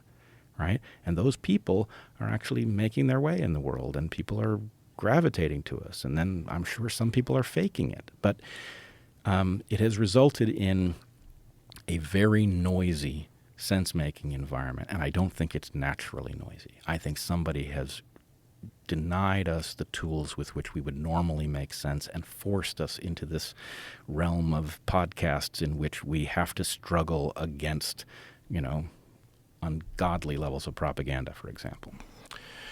It's this thing that people do. Other people. I mean, we love to do it when there's a complex problem. One of the best ways to not look at people as being human is to categorize them as an enemy in some way. I mean, it is like historically, those are the bad people. Let's go kill them. We're the good people. We don't kill each other. You punish people for killing each other. You reward them for killing the bad people. This is like tribal. Yeah. It's gone on forever. You're seeing echoes of that in that woman's tweet. Well, but you're seeing something downstream of what's being called mass formation, and the mass formation appears to be downstream of an industrial strength propaganda campaign, a very expensive one, designed to create these unsolvable puzzles for people so that they would end up in this mindset. Yeah. And I think one of the things that people like you and I have to do is figure out, where you draw the line. I mean, for me, I have nothing but forgiveness for people who got it wrong and who did what they thought was the right thing on the basis of bad information that they couldn't figure out was bad. I have the same perspective. On the other hand, if you went after people who were so-called vaccine hesitant, if you went after them, if you demonized them, if you said they weren't entitled to medical services, if you said it wasn't a tragedy if they died, if you said that kind of stuff, and now you're one of the huge majority of people who has not gotten their bivalent booster, and you're not getting it because there's something nagging at you, because you're now vaccine hesitant, right? And the answer is own up to it. You don't get to keep pretending that you were right to demonize us. No. You have switched sides. You've done so on the basis that the evidence has persuaded you that something is not right. And the answer is, look, you're not going to get punished by us if you come out now and you say, actually, I had it wrong. But don't you dare keep coming after us and then hide this fact that you've become hesitant and you don't know how to file that in your own mind. So that's kind of where I draw the line. If we have to get along with each other. We have to figure out how to do that again. And most people didn't do anything wrong. I'm not drawing that line. And the reason why I'm not drawing that line is because I feel like we have to be charitable and forgiving. And this is the only way we come to unity after this. And I don't want to demonize people who demonized me. I don't want to be angry at people that called me an anti-vaxxer or, listen, man, I had Dr. Peter Hotez on early. I had Michael Osterholm on early, and I had him on again. I mean, I had all these people on early, and the Osterholm podcast freaked so many people out. I did it the very early days of the pandemic, before there was a vaccine, and Osterholm was painting a picture that was absolutely fucking terrifying, and it terrified me, and it made me want to get vaccinated. It made a lot of people like looking forward to that vaccine.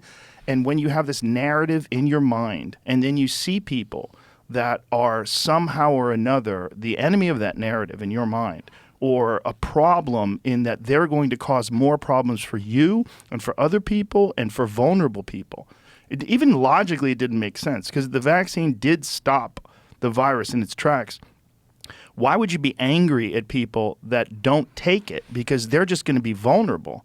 Why would you be angry? You should be sad. You should be trying to convince them. Like the only way to convince them that works is with love and understanding, and to communicate with them in a way that's going to reach them. If you call people an idiot and a fool or a monster or demonize them and say, laugh when they die. I mean, there was this woman who's a famous food writer who demonized people, and she did it in a way where she was saying that the only good side was that the people that were dying were all these anti-vaxxers, and that somehow or another that was good, that these people that didn't trust the pharmaceutical companies, the companies that have had more criminal punishments, more fines for criminal behavior than virtually any industry that's ever existed, more lying about the adverse effects and the adverse reactions that people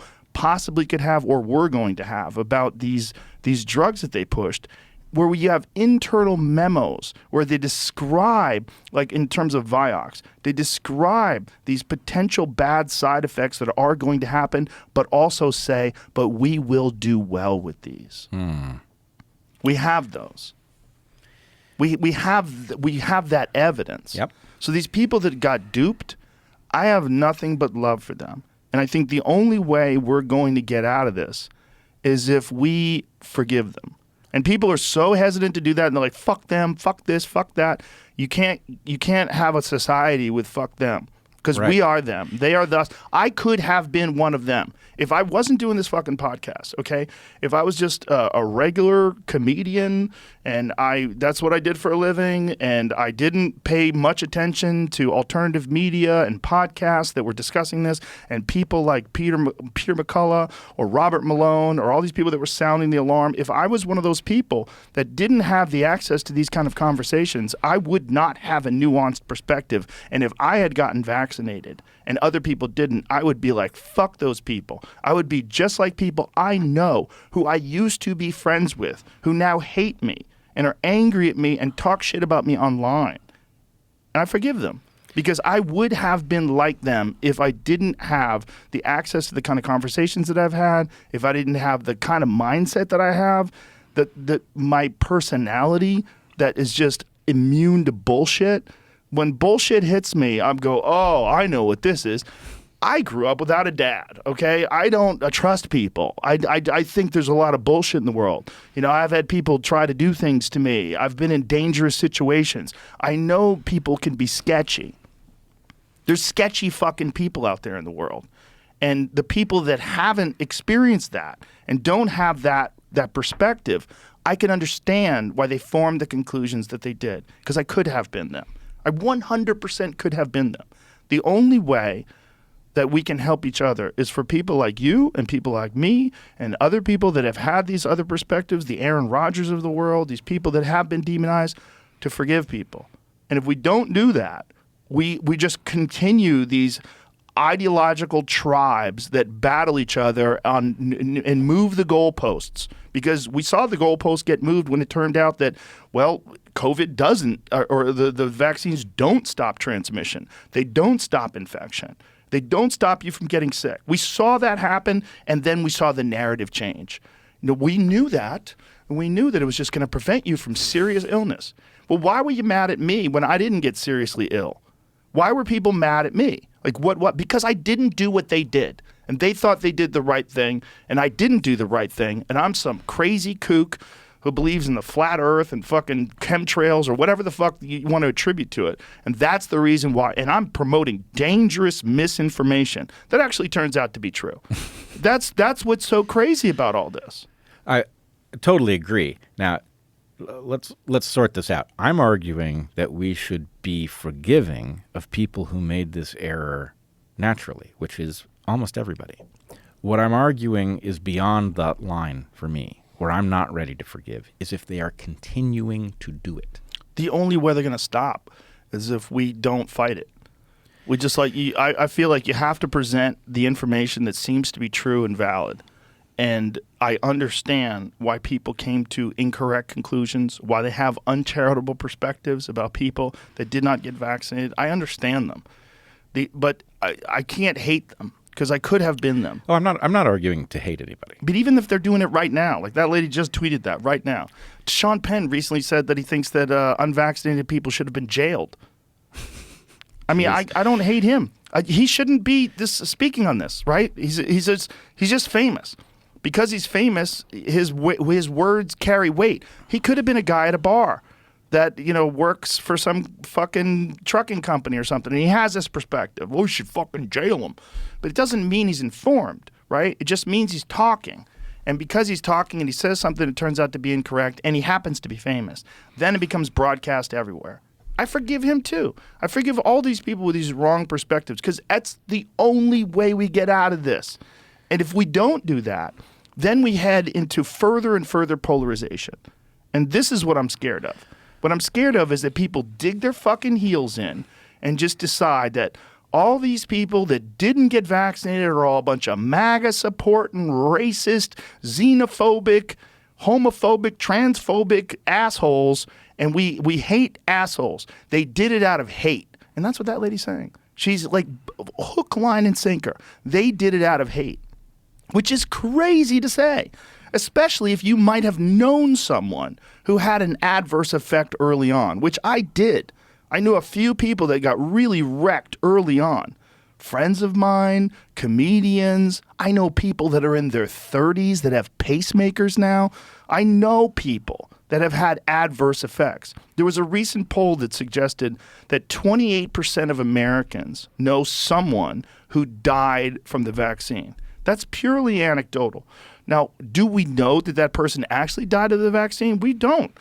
There's some evidence that people have absolutely had an adverse event that happened because of the vaccine, particularly young children who all of a sudden got myocarditis or heart attacks and strokes and died. There's a very reasonable connection that you can make to this young, very healthy athlete who gets a COVID vaccine and then immediately has a heart attack and dies. Hey, this might be the cause. Is there a mechanism that shows that the vaccine under rare conditions can cause that in people? Turns out yes, right? So I understand where all these people came from. And I really feel this very strongly. The only way we get out of this is all the people that were demonized and all the people that were called kooks and just continue to be kind and generous and charitable and say, I get it. I get why you formed those opinions. I get why you were mad. I get why you followed this narrative, and I get why you dug your heels in, and I clearly get why you use social media to project this, to comfort yourself that you're on the right side of history, you're in the right group of people, and to also punish those people who didn't do what you did to reinforce your opinion in yourself that you did the right thing. Well, I agree with you. I'm 90% of the way there. I'm not arguing that the people who are still doing this are unforgivable. What I'm arguing is that the vast majority of people who have woken up to some degree to what has happened, that those people are ready to be forgiven, and that those people who are still doing this need to discover that they are being left behind by all of those who have woken up and recognized something wrong happened and we need to figure out what it is. And I do want to talk a little bit about that mechanism that you hint at, where these mRNA vaccines seem to be causing myocarditis, because I think... Yeah, please do, because this is also something that I've gotten in trouble for discussing, particularly on the Josh Zepp's podcast, because Josh said, I pointed out that there was a study previous that showed that young boys in particular were many times more likely to get myocarditis because of the vaccine. And then he said something to the effect of more people are getting myocarditis from COVID itself than from the vaccine. But now, as more and more data is being understood and analyzed, that turns out to not be the case. Absolutely. And you were right at the time. That was visible to those of us who were following the evidence. But let's talk about... But I didn't know it. See, I'm not an expert. So me talking out of school like that, like, I took my medicine. I was like, look, I thought this is what I had been told. This is what I thought. I love Josh Zepps. I understand that Josh Zepps has a very different perspective on this than me. He also comes from Australia, which was fucking hook, line, and sinker. And he also works for a large corporation. He was working on a radio show there. And I get his perspective. I fucking love the guy. Like, I'm not mad at the guy. I did look stupid at the time when we pulled up the wrong thing. But I had so many people who had told me, who were experts, who had told me that that is not the case. And then there was a bunch of people that defended me online that were scientists and doctors and said, no, this is actually, particularly with the Moderna vaccine, which is a more potent version of the mRNA vaccine than the Pfizer. It's hotter. Yeah. So what is the mechanism and what is the data in terms of myocarditis? All right. So let's talk about, first of all, myocarditis is a bit of a problematic term because what it really means is just inflammation. Right? And inflammation is not a pathology in and of itself. It's just a symptom, right? So the question is, what's causing the inflammation? Now, I need to talk about a little bit of immunological function here in order for this to make sense. The mRNA vaccines, right? They were supposed to inject them into your arm, and they told us that the vaccine was supposed to stay more or less in the deltoid. Maybe it leaks into the lymphatic system, ends up presenting or creating antigen and then presenting it inside the lymph nodes. Well, that turns out not to have been the case. The stuff leaks out and it gets into the body. It gets into the bloodstream. Now, the problem with that is that if we then, from the point that we go from assuming that it's going to stay in your deltoid to, it's going to circulate around the body in your blood, right? Now we have an immediate problem. Can I pause you right there? Sure. When someone gets injected into the deltoid, are there times where it does stay in the deltoid? And is this because of where it's injected in the deltoid? Is it possible that it gets injected and punctures a vein or an artery, and that's how it gets into the entire body, and that's why it only happens in some cases? There are several schools of thought and several things that probably contribute here. Okay, so you're no doubt aware of John Campbell. Yes. So John Campbell, he's wonderful, fantastic, love and he's the guy. So level-headed and so careful. He's teaching the rest of us a lesson on how to convey the message without straying into the crosshairs. Yes.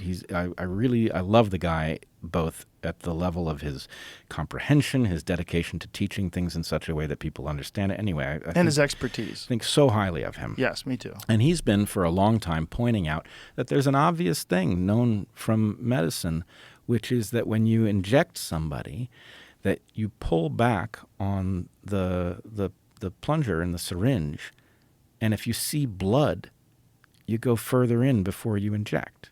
And the reason for that is because you don't want to inject anything into a blood vessel, right? We haven't seen that aspiration even when Biden got injected on television. Not only have we not seen it, it's been recommended that you don't do it. And the argument was, as I understand it, as crazy as this sounds, that the fact that it leaves the needle in a little longer and it might cause a little extra pain is going to result in more vaccine hesitancy, right?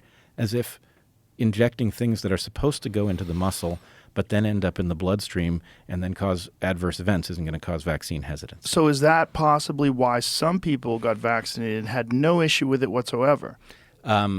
That is one possibility, is that you've got two classes of people, those who got unlucky and the thing hit partially or completely inside of a blood vessel, and those who got lucky and it stayed more or less in the deltoid. Now, I don't think that that's the sum total of it, but no doubt you were unluckier if it hit a blood vessel. It's a factor. It's an important factor. And I will point out that it is not only John Campbell on this, but there's another guy who I've recently started reading, a guy named, I think it's Mark Girardot.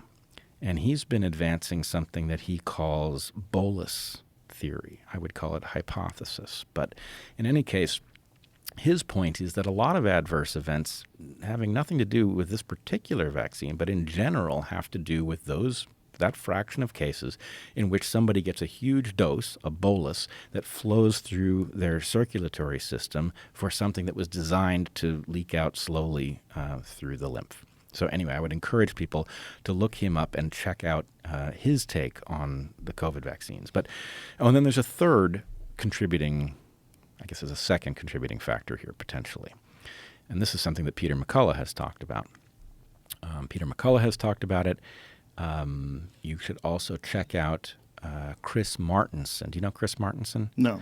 Chris Martenson. Oh, yes, I do. No, I do. Yes. Peak Prosperity. Yeah. Anyway, he's a lovely guy. He has a totally cool specialty for talking about the pandemic. He's a toxicologist. And so anyway, he's very excellent at what he does, and he's very clear-headed. He's also a very good teacher. And he has been talking about the manufacturing process of these vaccines. And the fact is, on top of everything else, on top of the bad design and on top of the design failures and on top of the poor choice of antigen and all of the other things, there's the fact that the batches were incredibly uneven, right? So there are certain batches that have been hugely associated with adverse events and other batches that don't show up in the reports, right? So what Peter McCullough has said, I hope I'm getting this right, but what I think Peter McCullough has said is that it may be that people who experience none of the harms from these things have effectively gotten blanks, right? So I don't know how common that is. I would say that one of the overarching messages that I hope people will get from our discussion is that a lot of these questions are not hard to know the answer to, right? Is there or is there not a pattern of athletes collapsing on the field that is different from history? That's not a hard question to study. Is there or is there not a new phenomenon that is being seen in mortuaries where there are these large fibrous clot-like things? Is that new? Is that not new? Does it exist? Does it not exist? None of these things are hard to study. And what we're finding is that, in fact, you just have this absolute dedication to not studying these questions so that it remains ambiguous. And the answer is, well, what does that tell us? That nobody's looking. But all right, because people, there's a real consequence to examining these things. There's a real consequence to speaking out, particularly a year ago. Well, that's true. A year ago, it was much more dangerous than it is today. Yes. And I believe that if you look at what's going on with the Washington Post now, when they're talking about these vaccines actually encouraging these variants to proliferate, and then also the lab leak theory being discussed on the front cover of Newsweek magazine, all these different things that are now happening that weren't happening before. Lena Wen talking about natural immunity being superior to the immunity that's imparted by the vaccine, talking about how exercise is prevented, and not a lot of exercise, just 10 minutes a day, a few times a week, turns out to be 400% more effective at preventing you from death or serious illness. That we knew this about vitamin D. We knew this about a lot of things, that obesity. We knew this. And that as time went on, even with new evidence, that evidence was not only not promoted, but if you discussed it, you were encouraging vaccine hesitancy. This crazy way of looking at positive outcomes through things that people can control, like diet and exercise and overall metabolic health, which you absolutely can improve if you're alive. You can do this. And we could have encouraged people to do these things. And we could have said and changed a lot of people's lives and said, hey, there's something you can do that will help you. And there's a lot of people that did follow that advice and follow that instruction because they did find out about it and they did change their life. And they are infinitely better off than they were 3 years ago physically because of the decisions that they made.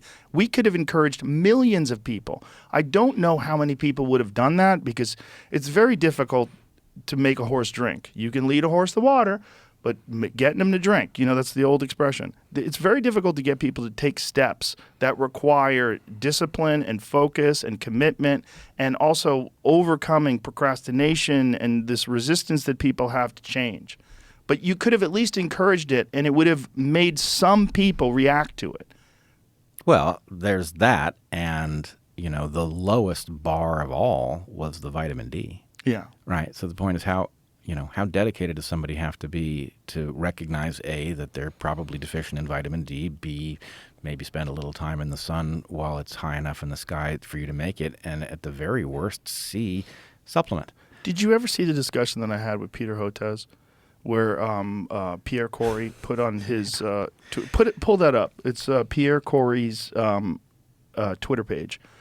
And Dr. Pierre Corey, who was in the very beginning, he's a part of the frontline critical care COVID response, where they were trying to figure out what ways and methods could be effective to stop the transmission or to help people that were ill, and coming up with off-label medications, and obviously massive amounts of pushback and massive amounts of demonization. I experienced that in the biggest way possible on CNN, in a way that I was fucking baffled by the response. We can get to that in a minute, but let's play this, because this is the very beginning of the COVID pandemic, and this is when I had him on, and I had no misgivings or no hesitation whatsoever about getting vaccinated. It wasn't even available to me yet. This might be my all-time favorite Joe Rogan. Next, are you cautious about your diet? I'm not as cautious about my diet as I should be. I'm a junk foodaholic, actually. Well, that seems like a terrible thing for your health. It is a terrible thing for my health, and something my wife is working on. But that seems ridiculous for someone who works with health. Yeah. What's going on with you, man? Sometimes, man, I just don't get it right. How often? What? How often? How often do I steal a bag of chips or something like that? How often do you eat garbage? I don't know. No, hopefully not every day, but hopefully not every day. Maybe a couple of times a week. Oh. That's what with Rachel, my daughter with autism. That's like our thing, is to go to the it's called the burger joint, or to Shake Shack to get a cheeseburger. We'll sneak some fries. So you living large, we call it.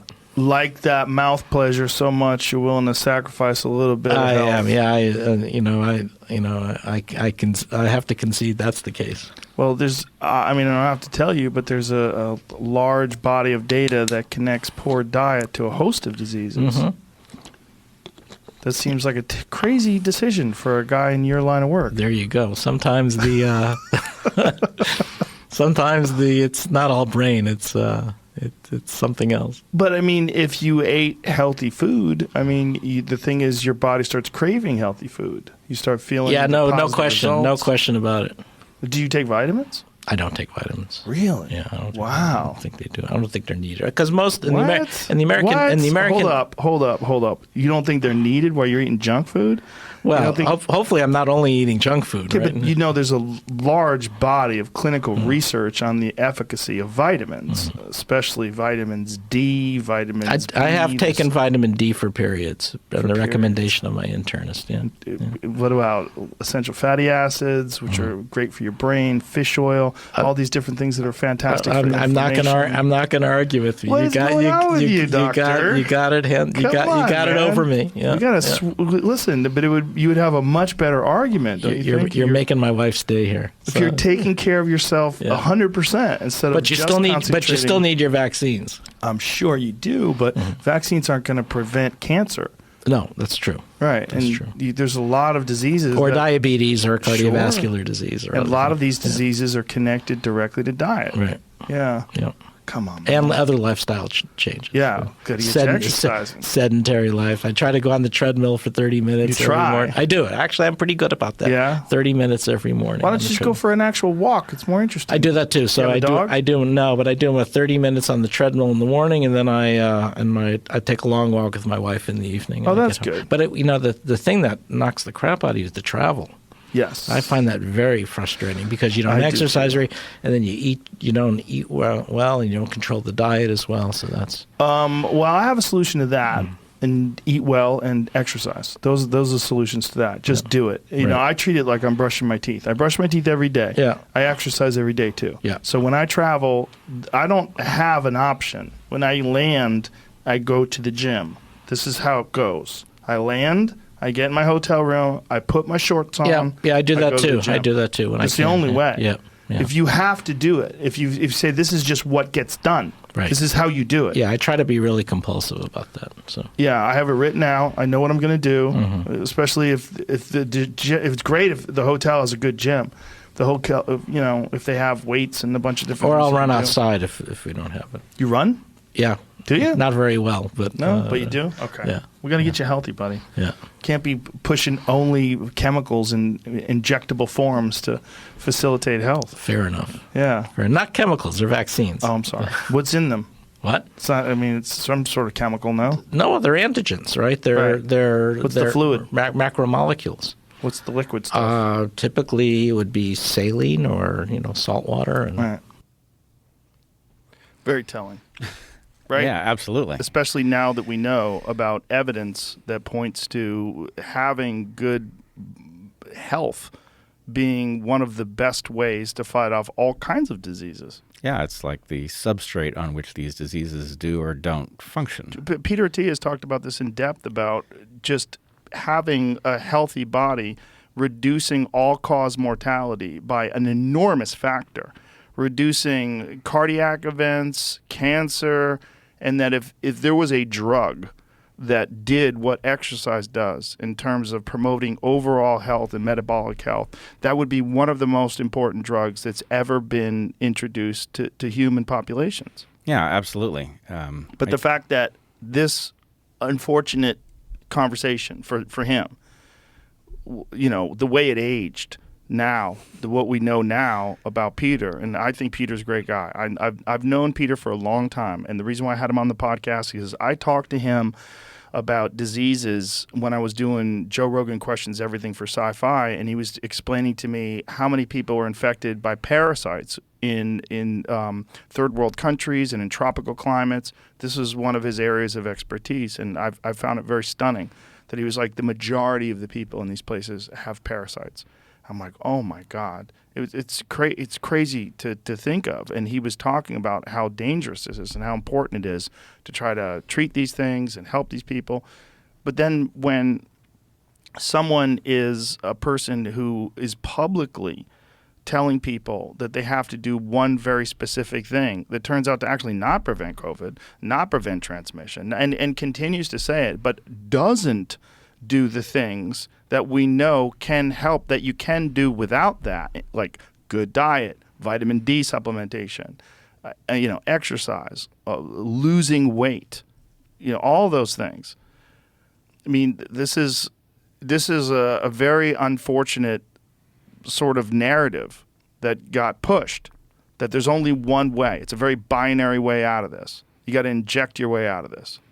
Yeah, it's a kind of medical faith.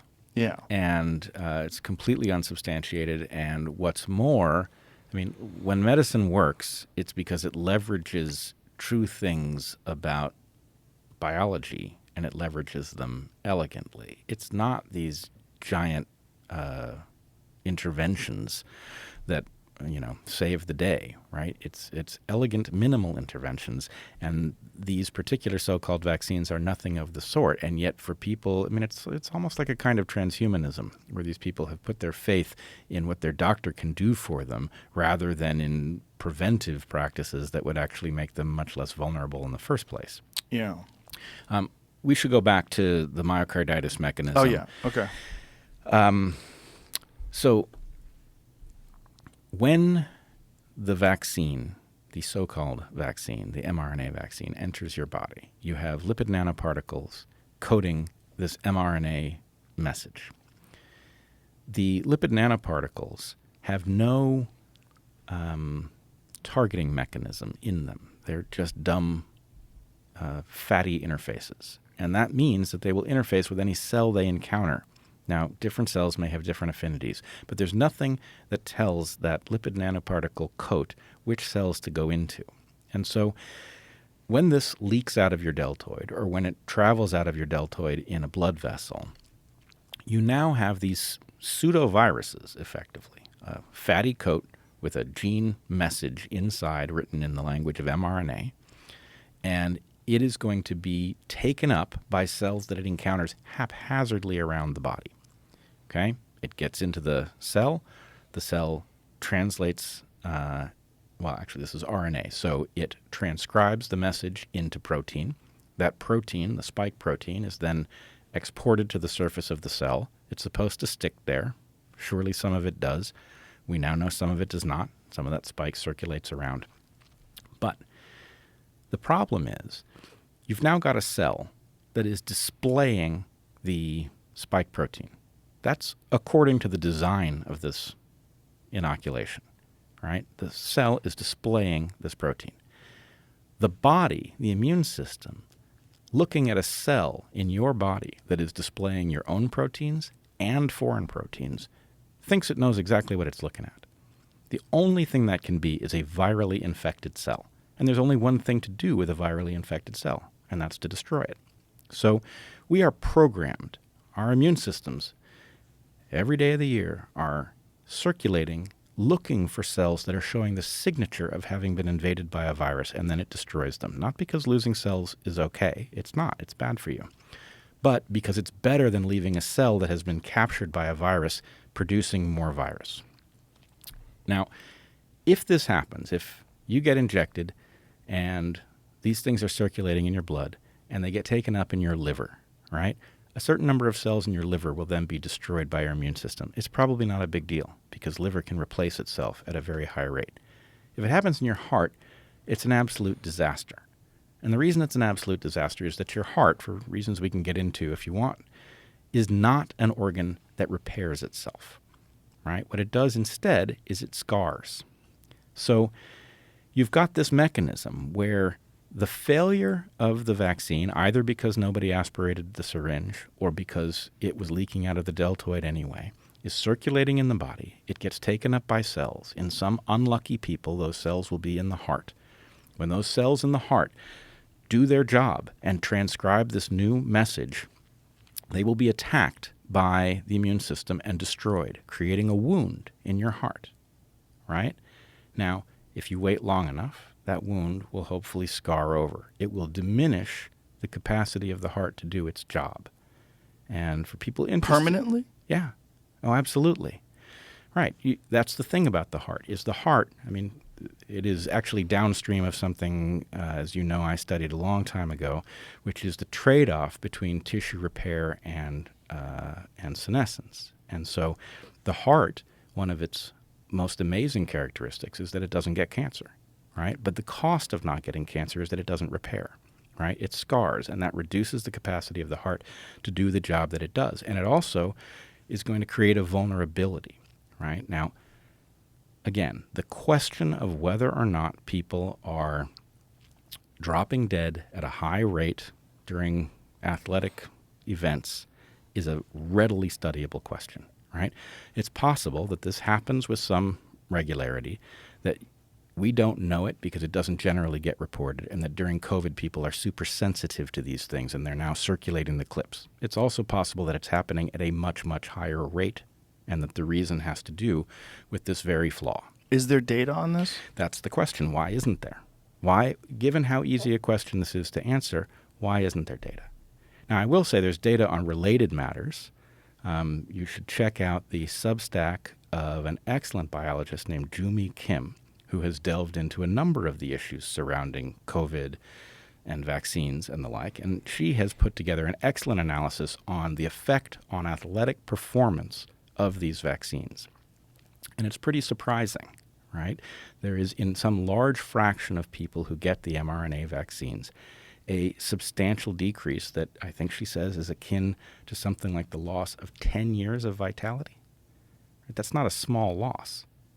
So there is evidence that there is a harm. There is an obvious mechanism. In fact, I think it is incumbent on those who designed these so-called vaccines to explain why this wouldn't happen. As soon as we knew that these things were going to circulate in the body, one has to make the assumption that they will be taken up haphazardly. and that having been taken up haphazardly, the immune system will target the cells that have taken it up and destroy them. Once you know that, the question is, well, what protects the heart? What protects the major blood vessels? Those are places you can't afford to have a wound. And yet, there's no explanation of how this could possibly be safe in this regard. And what's worse is, at the beginning of this so-called vaccination campaign, they very directly led us to believe that the mRNA transcripts were very short-lived, which leaves the idea that however bad these things might be, at least it's a very temporary kind of harm, right? The harm will be done, and then it will be over. But it turns out that they actually did something. And you can, if we steel man the position of the designers, they're trying to get a vaccine that works at all, right? They're going to use every trick they can to just try to get these transcripts into enough cells that they can get enough of an effect that it has some positive impact on the disease. Well, one of the things they did was they took the mRNAs, which are spelled, it's a 4-letter code, and they substituted all the uracils, the U's, with a different version of the chemical that renders these things incredibly stable. Now, this is a trick that nature apparently does itself, but it substitutes a very rare U with one of these pseudouridines. In the case of these manufacturers, they substituted every single one. And what that means is that these mRNA fragments are not vulnerable to being taken apart by the enzymes that we all carry that break apart mRNAs that they find floating around the body. So at the point that the immune system has targeted these cells that have taken up these transcripts presumably come flowing out, and they get gobbled up by a macrophage or something like that, which then may get transfected itself. So they've created a nightmare scenario, and I would point out that this is one of the many things that Heather and I got right in this unfolding nightmare. Is we said, look, there's no way that any of these so-called vaccines could be safe. They can't be safe because nobody knows what they do long term. But the DNA version is likely to be a lot safer than the mRNA version. And there are various different reasons for that. But this has turned out to be true. And the paper I pointed to earlier, the Christine Stable-Benn paper, that showed a slight decrease in all-cause mortality for the DNA version and an increase in all-cause mortality for the mRNA version reflects this. But one of the hidden characteristics is in the DNA version, what they've done is they've borrowed an adenovirus. They borrowed a virus that exists, a virus that has an evolutionary history infecting creatures. And at the beginning of the podcast, I was talking about the fact that a virus does not have an interest in hurting you, right? A virus has an interest in leaving you on your feet. Well, by borrowing this adenovirus, they've borrowed something that presumably has some of that characteristic built into it. In other words, it's not infecting every cell in the body. It's not looking to get into your heart because why would it do that?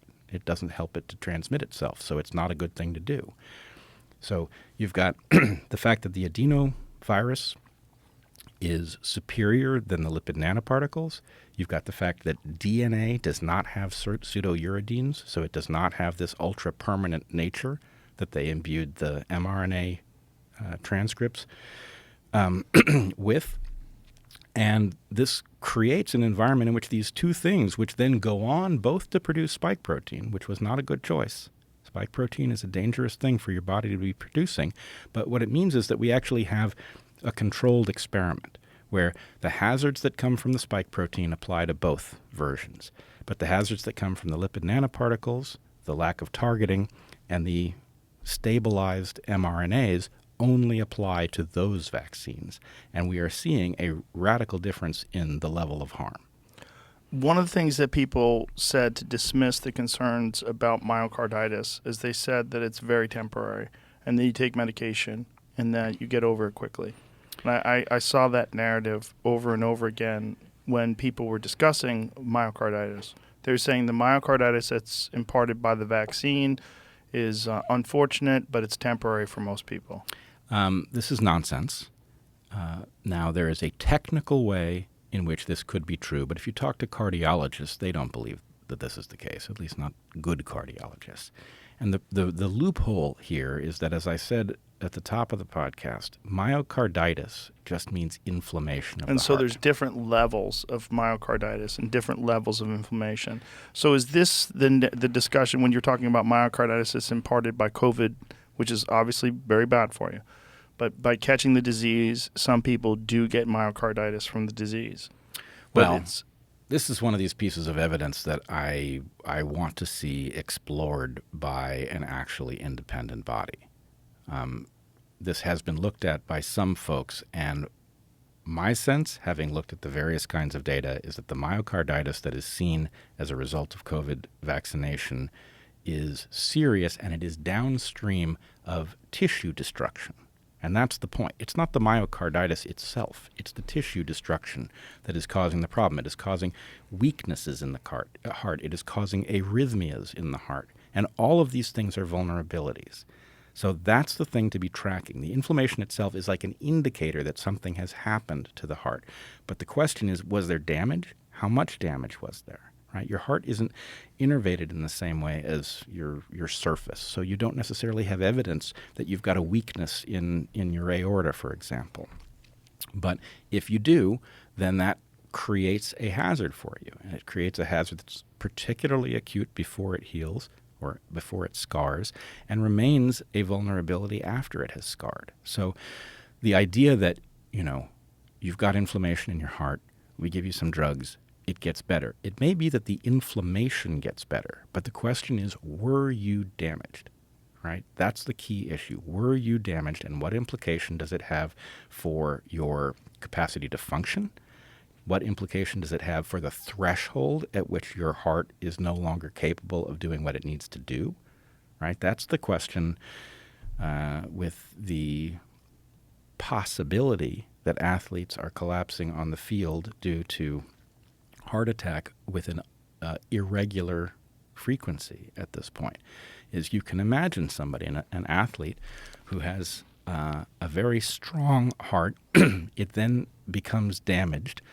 Still functions, it's still a strong heart, but there's some point at which it gets pushed past a threshold that it hasn't seen in a month, a year, who knows, some particularly intense moment of play, and then that could cause an incident. And so I'm not telling you we know that this is happening, but I am telling you it's not a hard question to study, and the fact that we are not obsessed with finding out the answer is conspicuous. Now, if someone does have myocarditis and they do get scarring of the heart, you can improve the function of your heart through exercise. Can you improve the function of your heart once it has myocarditis to the point where it's no longer a factor? You should ask a cardiologist, but my understanding as a biologist is you can't restore it fully, but you can get back to a place where it is stabilized in a somewhat diminished capacity. Wow. And the reason is because the heart is not good at healing. It's not what it does. And I would argue that the reason that it's not good at healing is that it's so good at preventing cancer. If they knew that this damage had taken place to someone's heart, is there a way to repair it? I will tell you, my biological model says you may be able to improve it. You cannot erase damage to the heart. Is it possible that a medical intervention, a future medical intervention, could do that? Well, I mean, if we're really going to go sci-fi on it, It would be sci-fi? it's sci-fi for a couple reasons. There's no reason in principle, if we knew enough, that we couldn't grow you a heart from your own cells so that it would share your genome, which would neutralize any immunological issues. And we know more or less how to install a heart. Heart transplants are real. But an installed heart is a compromised heart in the sense that it does not regulate. So my understanding, again, this is as a biologist looking at this system, this is not as a medical doctor, but my understanding is that the regulation of the beating of the heart is something we have not mastered, right? That we basically set the heart at a rate when it gets installed. And having set the heart at a rate, It's not as good as a heart that is dynamically changing with the circumstances. So it just can't be the equal. And I would also argue, the installing of a heart in a patient is bound to have issues with scarring and the reduction in the reproductive capacity of the cells at any place where it was sewn in. Right? So in the vasculature, there are going to be places where you have to take the vessels of the heart and connect them to the vessels of the body. Those are going to be vulnerabilities. But I'd be very interested to hear a cardiologist evaluate what I've just said. This is horrible. It is. It's a very difficult subject to segue from.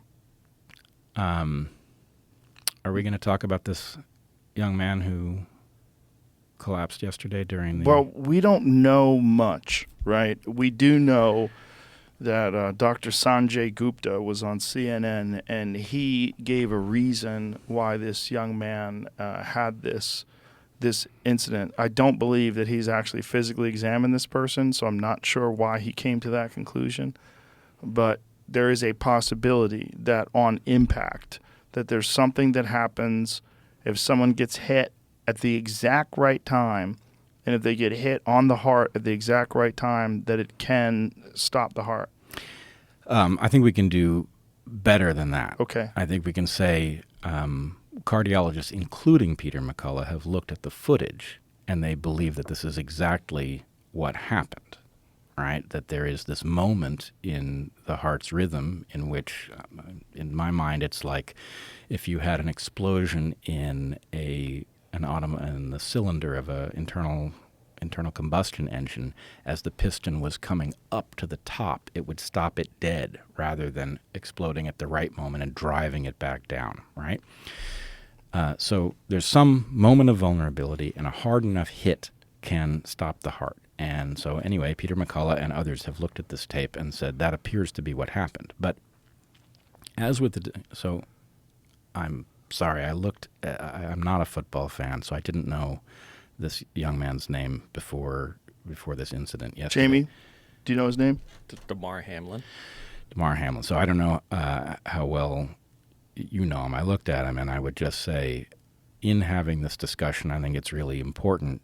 My impression in looking at what evidence there was about him online is that this was an unusually good kid. Not only extremely talented as an athlete, but also just super decent. And the fact that we are talking about it, I don't want to detract from the fact that he's fighting for his life.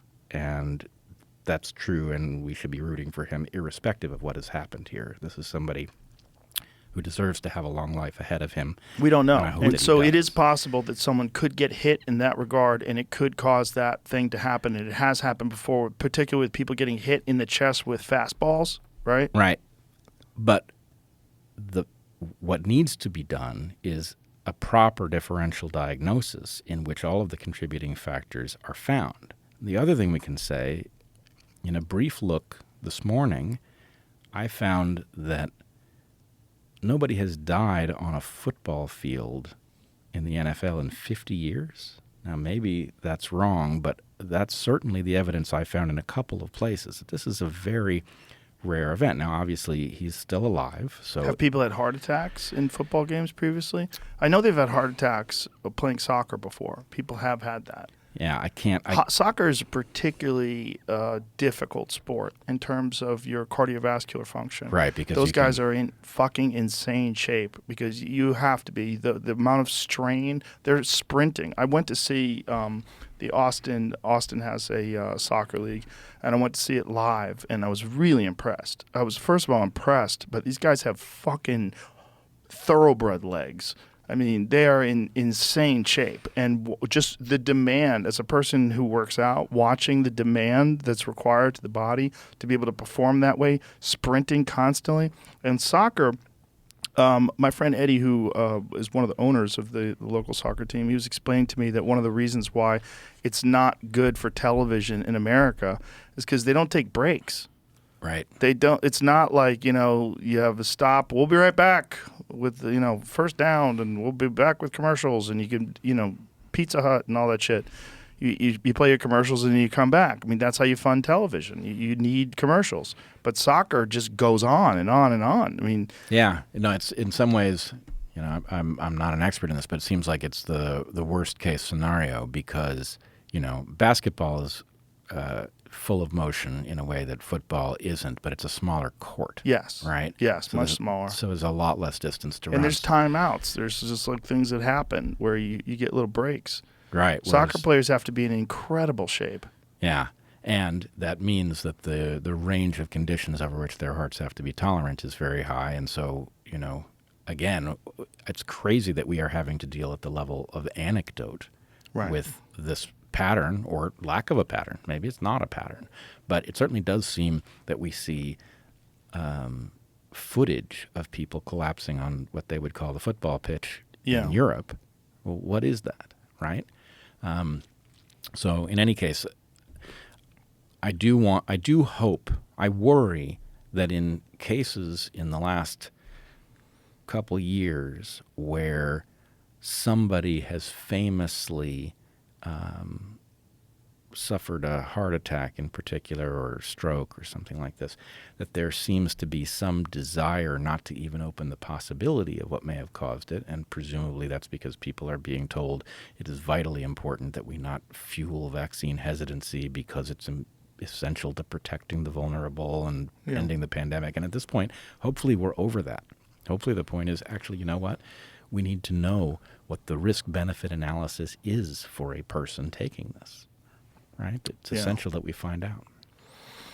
Yeah. It's crazy that this is where you have this discussion. Right. Absolutely. This is the wrong way to do it. But the problem is, you know what you really need? A university, and preferably dozens of them studying questions like this. They know how From to the do jump. it.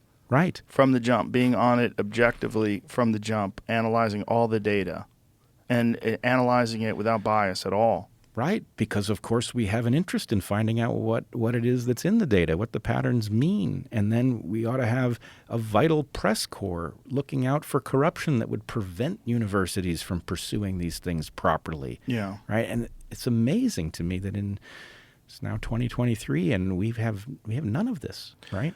Yeah, I mean, again, it's a hard thing to segue out of, but I want to talk about Chat GPT. Fascinating question. Have you experimented with it at all? I have not, but someone, the gentleman who runs the JRE companion page, made a rap with Chat GPT. Like, was it if Kanye West wrote a rap for Chat GPT? They put it on Instagram, but it's like it seems like a person saying it. Like, You want to try it? no. We could try anything you want. I mean, it takes a long time. Not really. His thing took like 48 minutes to do. Well, whatever you want to look up right now, we can do it. Yeah, the problem is you have to cajole it. It'll get gotta know how something to use wrong, it. and you have But to say, let's just no, not explain that what way. it is. So ChatGPT is a large language model trained artificial intelligence, which is, let's just say, it can be awful, but it is often surprisingly good at answering questions you might have about how to do things. One of the great triumphs of it is that coders are now asking it to solve coding problems, and it will actually write code that is functional. It's pretty amazing. And it also, there's an implementation of it that if you feed it up to 3 tweets, it will write a New York Times story in one of 5 genres, optimistic, pessimistic, neutral. And, you don't really need the New York Times anymore because it's pretty good at this job, right? So on the one hand, it's all very interesting that we're living in an era in which there is at least, and this is a prototype, right? This is a prototype that was specifically trained and then placed on the internet so people could play with it, and I've seen lots of interesting uses. It's going to get better, right? We're dealing with ChatGPT 3. There's going to be a ChatGPT 4, which is going to be that much better because it will be built with the improvements that have been gained through turning this one loose on the world. But I have to say, I am quite alarmed, not only that this thing exists, but I don't think we're ready for it. And I don't think we're ready for it in a couple different ways. I mean, if you want to comfort yourself and say, well, this isn't that serious that we have this AI that can do these really shocking things, the comforting thing is that the way it's programmed, it doesn't know what it's saying. It doesn't matter that it convinces you that it's saying something and it means it and that it seems like a creative entity. What it's doing is it is basically using a predictive model that has been trained on a huge data set of written language, right? So the answer is, if you take 3 words in a row, can you predict what the next word is going to be? And they've exposed it to a large data set, and it's gotten really good at predicting basically these sequences to the point that it can now, if you prompt it correctly, it can spit out these very long explanations. Some of them are dead wrong. Sometimes they're right on target. But I have 2 concerns about it. One, if you imagine that this thing just gets a little better than it is, which is inevitable, that it's going to make actual insight that much harder to spot, right? In other words, if you become expert at operating this thing, at querying it, and it becomes better at understanding a wider range of topics because they turn it loose on everything that's written on the internet, for example, right? Then the point is the ability to fake expertise is going to go through the roof. I don't think we know how we're going to police a world in which, this problem's already bad enough. Most academics are fakers. They don't know that, right? They trained in something, they wrote a dissertation, they think they're experts, but you can see when something unexpected happens, like the pandemic, you get just broad-scale failure across entire disciplines where nobody seems to get it right, right? So in that world, this is going to be even worse because now you have an artificial intelligence able to generate things in plain English that are often full of true information, but you don't know whether what generated it is some, brain-dead model or something else. That's one concern.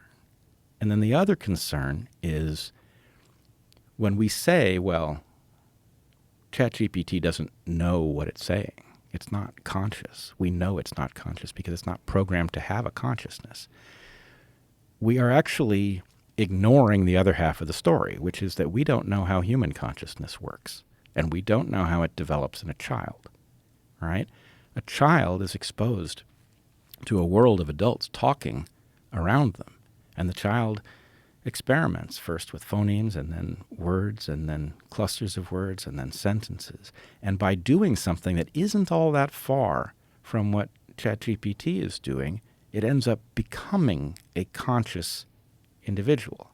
And so I think it's clear that ChatGPT isn't conscious. It couldn't be. But it isn't clear, to me at least, that we are not suddenly stepping onto a process that produces that very quickly without us even necessarily knowing it. Oof. And what steps, if any, can be done to mitigate that at this point?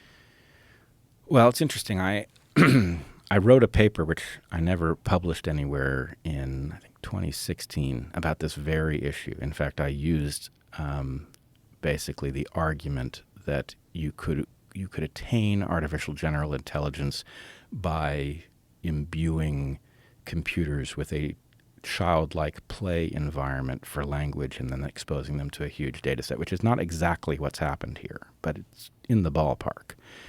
And I would argue, and I did argue, that one needs to build an architecture in which this can't get away from you, right? And so the architecture that I advocate for is actually a metamorphosis architecture where metamorphosis is not allowed. It is an affirmative choice of humans.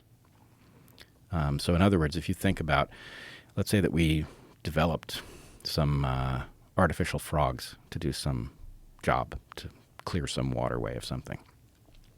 And we imbued them with an intelligence so that they could learn to clear the waterway better, but we worried that they might learn to do something that we don't want them to do, and that we would have no way of arresting it once these frogs were released in the wild and capable of producing more of themselves.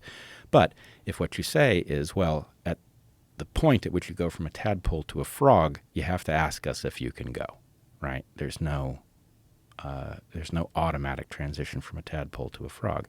There are still dangers, right? In the case of GPT chat, I think some of the artificial intelligence existential risk folks would tell you that one of the dangers is that the chat AI could convince you to do its bidding, right?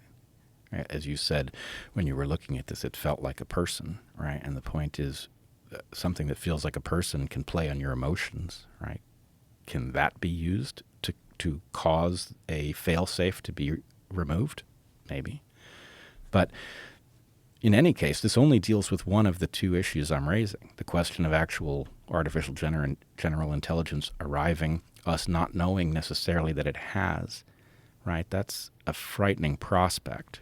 And in fact, I have a little thought experiment that might reveal why. But the other issue is the issue of competence.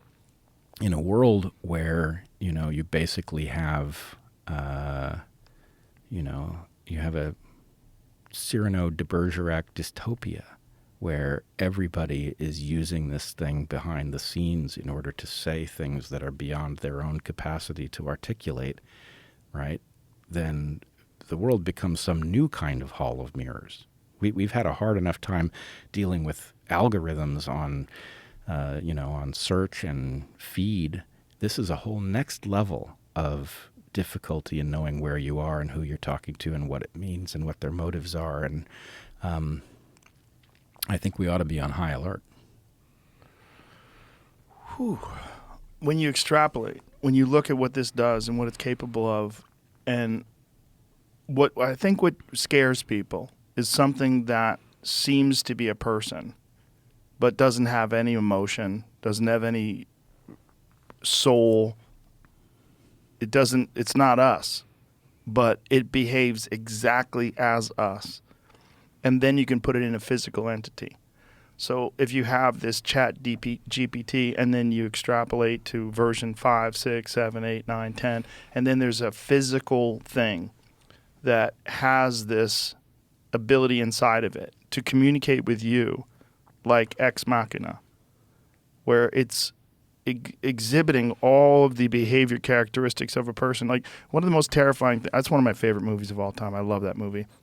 One of my favorite movies of all time was when that guy who was brought in to sort of run some tests on these artificial intelligence creations and determine whether or not they pass as human. What is that test called again? The Turing test? Turing test. Yeah. And he is in love with this woman. She's manipulated him to the point where he's aided her in her escape, and then she leaves him in that room with the bulletproof glass, and he's pounding on the glass, and she walks away with not a thought at all about him.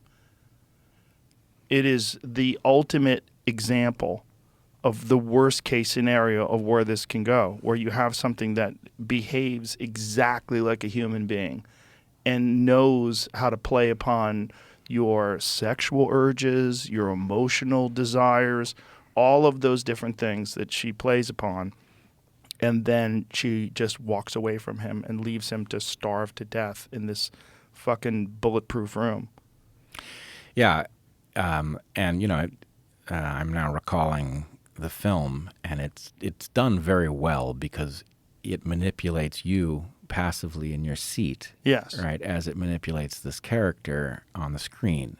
And so you are betrayed too. Yes. In this. You want to believe that it's emotional, and it has none of that. You feel bad for this woman, what Right. you think is a woman, who is contained. And, when she's saying to him when the power goes out, don't trust him. And then, the power comes back on. She behaves normally again. You're like, oh, my God. Like, she's trapped. Right. Like, this poor creature, they've made a person, essentially. And she has these thoughts and hopes and dreams, just like a regular person. But now she's trapped. and he falls in love with her. And even though he's seen her in her robot form, when she puts skin on and when she puts clothes on and she's in front of him, he's in love with her. Right. And it, again, it plays very well because there's a manipulable circuit in straight men. Yeah. Right. That's going to react to this. I'm sure straight women as well. I'm sure gay women, gay gay women, men. no doubt. Everybody. Well, yes, but in this particular narrative, right, you'd have to be a gay woman or a straight man for it to trigger you. But part of this is actually inevitable in the ChatGPT story because especially to the extent that this is a mindless entity that doesn't know what it's doing. It's just striving to do it better. Yes. The tactics that work will register as, oh, you did it right. So to the extent that you have those vulnerabilities in you and it finds them and that works, then the point is reinforcement. Right? It scares us because it's not us, but it is us. Well, because it's behaving exactly like us, but it doesn't have all the things that make a person a person. It doesn't have the biological vulnerabilities. It doesn't have the ability to actually sexually reproduce. It doesn't have emotions. It doesn't have all these different things that we like to think of. The soul, whatever that means, whatever that term actually means. Yeah, but I'm worried about what could be generated. And I know it will sound to a lot of people, especially technological people, like a biologist out of his depth. Mm-hmm. But I don't think so. This is a biologist trying to say something about the biology and what it applies about this analogous system. Right? So let's just do a reductio ad absurdum example to reveal the problem. If I build the simplest possible circuit, right? I put a circuit on the desk and it's got a button and it's got a light, right? And you press the button, the light goes on. Okay? Now I say I'm going to label that circuit suffering. Okay? When the light's on, the circuit is suffering. Is it a problem that I press the button? No. It's the same circuit it was before I labeled it, right? But now start extrapolating up. You have a circuit in you for suffering. It's not different fundamentally from the button and the light, right? That circuit in you is evolution building a circuit to detect when something is harming you so you'll recoil and cause it to stop harming you or fight it off or whatever it is that you're supposed to do when you're suffering. Right? The point is, this is evolution building a button and a light. And there's some point at which there's enough of it and at which you have a subjective experience that causes us to honor the fact that you're suffering. And in fact, if we look at something like a spider that you've put in a jar, a spider that you put in a jar will very often behave as if it is panicked. Right? It will you will have a hard time not feeling that it is panicked. But there's no reason to think that the spider actually has a subjective experience. Right? The spider is reacting to being trapped in a way that has freed trapped ancestor spiders before. But there's no reason to think that it's feeling anything. Could be. We can't prove it's not, but it's hard to see what it adds to our understanding of a spider to say that it has a consciousness, right? Probably it doesn't. And so what I'm getting at is that there's a continuum from the button and the light that we just label suffering, and it doesn't mean a damn thing, to the spider, which can do something like suffering and it can do something like panic, but it probably doesn't feel anything about it. It just reacts in a way that has been useful. To us, where we suffer intensely, and where if you tell me that you're suffering, I know what you mean. And maybe I feel it too on your behalf, right? Right. My point is there's no discontinuity in there. It goes from nothing worth paying any attention to the most important thing.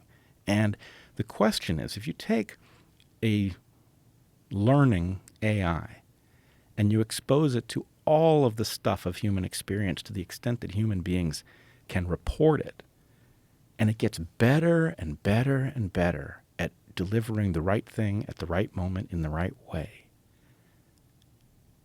it's not obvious to me that it doesn't become conscious and that we won't recognize it because we'll say, well, we didn't program it to be conscious. And the answer is, well, okay, but you didn't program an octopus to be conscious, and it might be, right? You didn't program a chimp, and you can infer that it has your consciousness, even though it's a different kind of creature.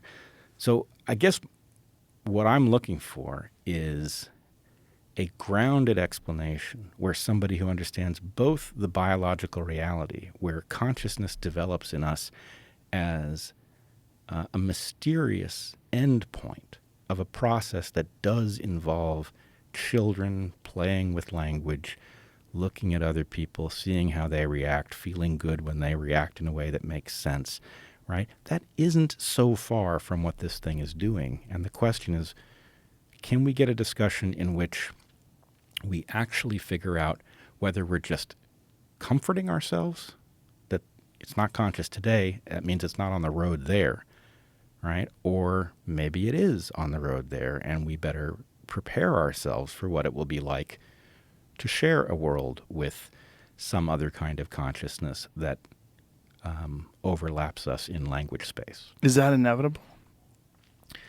I think well, let's put it this way. There's a school of thought that unfortunately afflicts many of my favorite thinkers. I think they're just dead wrong about it. But I'm sure you will have encountered it. It's called panpsychism. And it means that actually consciousness is more fundamental than biology, that consciousness is somehow in the particles of the universe. It's written into the software. I think this is nonsense. I think I understand why smart people end up there. I think it solves a certain problem, and the fact is solving that problem is the key to accessing a bunch of other problems. So it's sort of worth cheating on that puzzle in order to do other stuff that's productive. So I don't see any reason to believe it.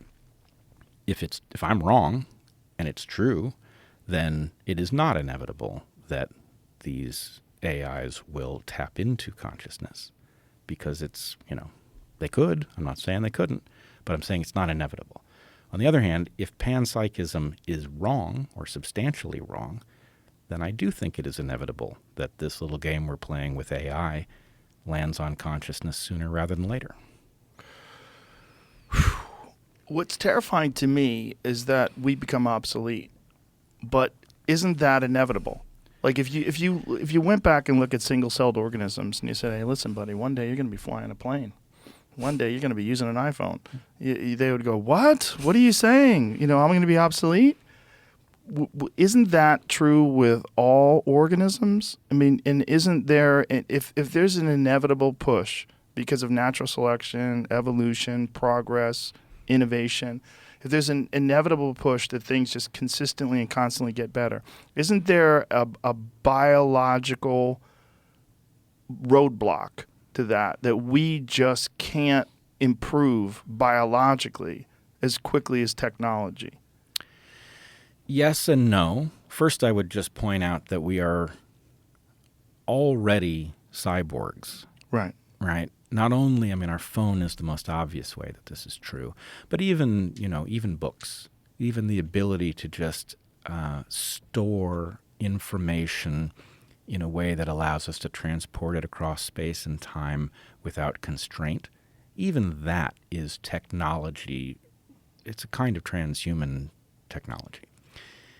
So it's not new that we are here. It is new that we are accelerating at the rate that we are, and that we are going to cross event horizons in rapid succession. We are already, I feel like the confusion that one feels in the face of the era of COVID and Trump and Biden and all of this, that confusion is in part because we've crossed over an event horizon, and the point is none of this was predictable, and we're floating in a chaotic set of events. But look, you're a deep thinking guy who reads eclectically, talks to all kinds of people with different perspectives. And I know from many things that you've said to me and many things that I've heard you say to others on your podcast that there's a part of you that is struggling with wanting humans to be decent to each other, to find each other. And I think this is that question, right? Because what you're saying is right. We're about to be obsolete. That is certainly true for almost everybody, right? What happens when we're obsolete? Does some set of people with power decide to get rid of the obsolete ones? I think that's what's going to happen if we don't get ahead of this. On the other hand, we have another opportunity, which is we could look at this puzzle and we could say, hey, all hands on deck. We are about to have a huge problem where all of these people who have done nothing wrong are about to find themselves obsolete in a world that has no way to sustain them in an obsolete form. And we could say, this does not have to descend into a dystopian hell. We could figure out what the implications of that are, and we could take up arms against it.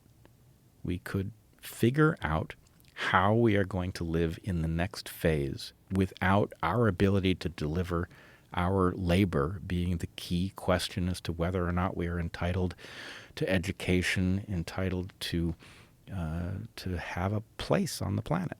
And, I don't even see it as a choice between those two things, because if we decide to just allow the chips to fall where they may, it's not going to be a long ride. This is going to become, even more of a disaster much more rapidly, and it's going to accelerate.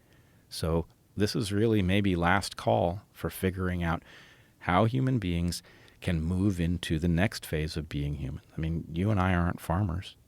We exited a phase where you had to produce your own food, and we moved into a phase where these things are delivered economically, and it worked okay. I mean, it certainly has its faults and downsides, but it worked okay. It sustained a lot of people and created a lot of high-quality living opportunities. But it's time to do that again, and if we let nature do it for us, it's not going to work out well. What if we integrate? Are you concerned at all about things like Neuralink, and there's some other competitive technologies, people that initially started with Neuralink that are working now they're starting with eyesight to develop artificial eyes for people that are blind, and do so implementing a similar type of technology where you're using some sort of computer interface, something that interacts with human biology, but permanently and embedded. Well, I will say that in principle, I'm very concerned about things like Neuralink. In practice, I'm less concerned because I think the job is harder than we've understood. That said, I'd be very interested in talking to Elon about this. My understanding from others I have spoken to is that part of the motivation is so that AI can't get ahead of us. Right. Right? The idea is this is really our only mechanism for staying ahead of the AI escalator by being on it. Right? So that as it gets smarter, we get smarter. Now, I don't know how good a plan that is. It does not sound very plausible to me. And the devil is in the details with respect. There's a lot of tricks you can play linking machines to neurons, right? You can, for example, learn to control a computer mouse, with your mind, but you're not really, it's not like the computer mouse is integrated with you. What you're effectively doing is learning to think something hard enough that you can cause a detector to know that you want it to go this way or that way. So it's a learnable skill, and it's real. It's important. But it's not the same thing as being able to plug a mouse into you and have it understand what you're doing, right? But is that just for now? Yes. Because if you think about, like, in my lifetime, we've gone from Pong, which was a thing that you played on your television, and it was so wild that you could move a dial on this little console, and then you could move the paddle up and down. And I can remember playing with my sister, and we were like, wow, this is crazy. And then that went, and then, of course, you went from that to what we have now, things like, like video games that are incredibly realistic. Like we've played these examples from the Unreal Engine. There's a new Unreal Engine that does real-time shading and light in this spectacular way. And you have this this video character, running in these hills, and it creates dirt, and you see the sunrise, and all the lights are they're interacting with the ground and creating these realistic shadows, and it's so crazy to see. And so for me in my lifetime to have gone from Pong to this is such an enormous leap that I would imagine that this brain mouse interface would improve in a similar way, to the point where, or even crazier, you're dealing with like some incredibly realistic virtual reality that's indiscernible from reality itself. Well, look, all of that stuff is happening already in a form that isn't so terrifying, and maybe that's the problem with it, right? The fact is, you can now interact with a keyboard with this chat engine, and it can respond more or less like a human being if you stay on the right kinds of topics, right? So how different is it? How importantly different is it that you're interacting through a keyboard than if you could plug it into yourself? So I'm dubious about the plug it into yourself part of the story, but I'm not at all dubious that there's some very important thing already happening where you're interacting through a controller or some other thing like that. And I would also just finally say the Matrix, which we kind of are living in and kind of aren't living in, is a virtual reality. And when you and I have the experience of going and looking at somebody's Twitter page, and it's like they literally live on a different planet where up is down, that's because they're experiencing a kind of virtual reality that is not the same one that we're plugged into. And I think, you and I are struggling to not be plugged into virtual reality. We're trying to retain a grip on actual reality, which is hard as hell in this era. But there are those who have, surrendered to the Matrix the way Cypher does in the film, right? They would just rather, not struggle against it, because what are they going to do? Well, I think they're also ideologically captured to the point where they don't consider any of these other perspectives. And they only think within their echo chamber that this is the correct way to do it, and everybody outside of that is the enemy. So they've been captured in this way that it's just sort of inherent to the human condition to think tribally. Well, I would say the way to think about it is that for almost all of human history, one's well-being within one's social group, which is very often a lineage, is the vital parameter that dictates how well off you are in evolutionary meaningful terms. And so to the extent that that's the case, people become very easily manipulated as you threaten them with expulsion from polite society. Yes. And we've seen our friends succumb to this. Yeah. You've lost friends, I've lost friends. It's very disturbing, but it's also, we have to remember, it's not surprising that a human being faced with being ostracized reacts like a drowning person. Right? They become a lethal hazard because they will do anything not to drown, not to be expelled. And I guess, there's so much we haven't talked about here, but the lesson of the last several years, we've watched people go crazy. We've watched people go after us. That seems to have lifted somewhat. There's a dawning consciousness of what actually took place. It certainly hasn't reached everybody, but it's reached a lot more people than it had before. And I would encourage us all to treat this as a learning exercise, that we have seen what people are capable of, and we are now returned to a slightly calmer state for who knows how long, but we damn well better figure out what happened so it can't happen again. And we also have a much better understanding of what happens to people under extreme duress with an incredibly persuasive sort of narrative to comply. Yes, and, as Matthias Desmet points out, social isolation is a precondition for the kind of insanity that we saw overtake people. And in light of that, I think we need to be very concerned about the degree to which young people seem to have, in their own minds, gotten over the need to have a life partner, the degree to which we are now interacting through mediums that are moderated by forces we don't understand, right? To the extent that you may have very good friendships on Facebook or Twitter or wherever, but the fact that Twitter or Facebook may have an opinion on the nature of your friendship, whether it is a sanctioned kind of friendship that will be tolerated or the kind of friendship that will be terminated by kicking somebody off the platform because they speak what, has strangely been called malinformation or whatever, right? That is a very insecure kind of connection, even if your friendship is very real.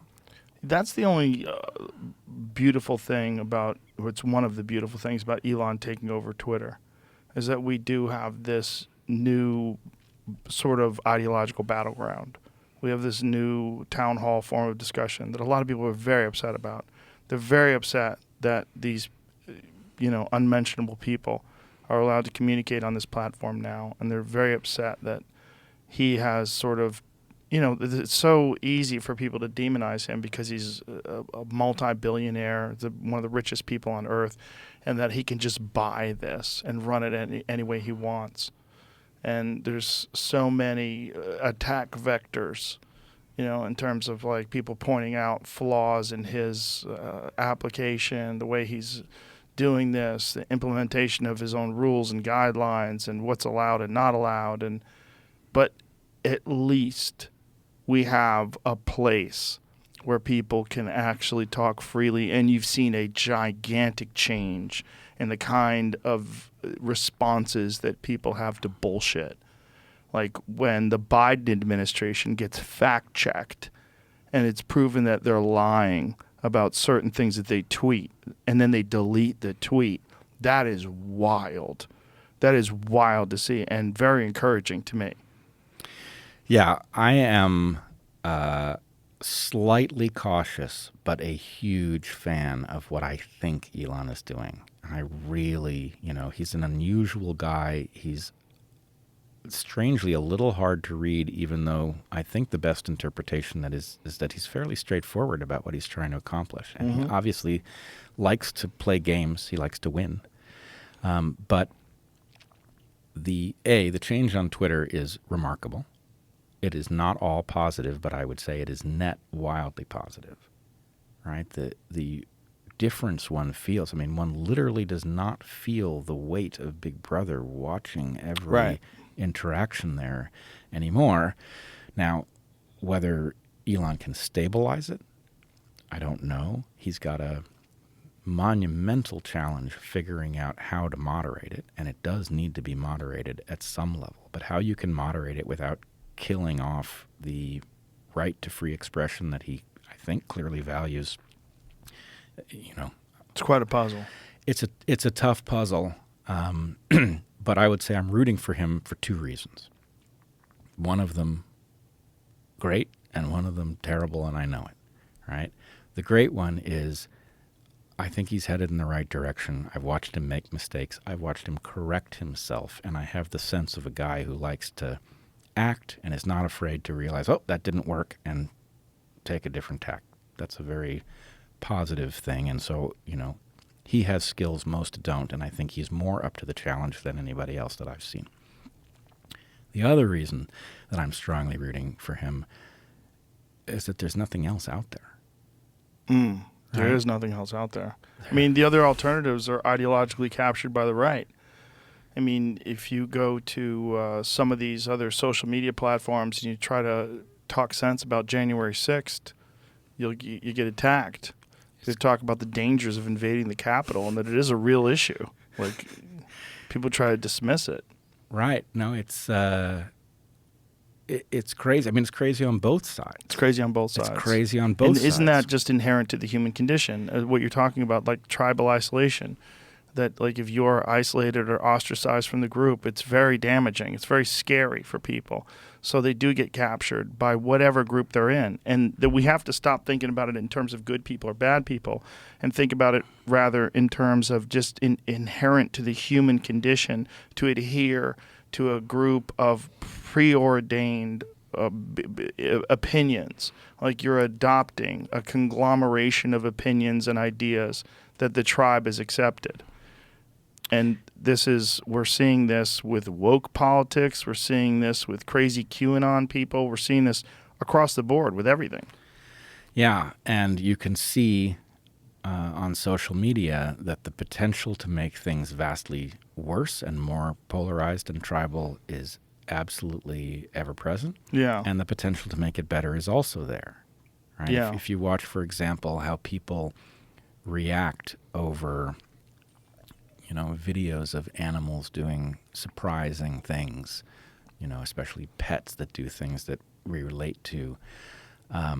It's amazing how it will bring out the shared humanity in people who just, because they're looking at a video of a dog doing something remarkable, don't get around to wondering whether the person that they're bonding with over it is of their political stripe or of the other stripe.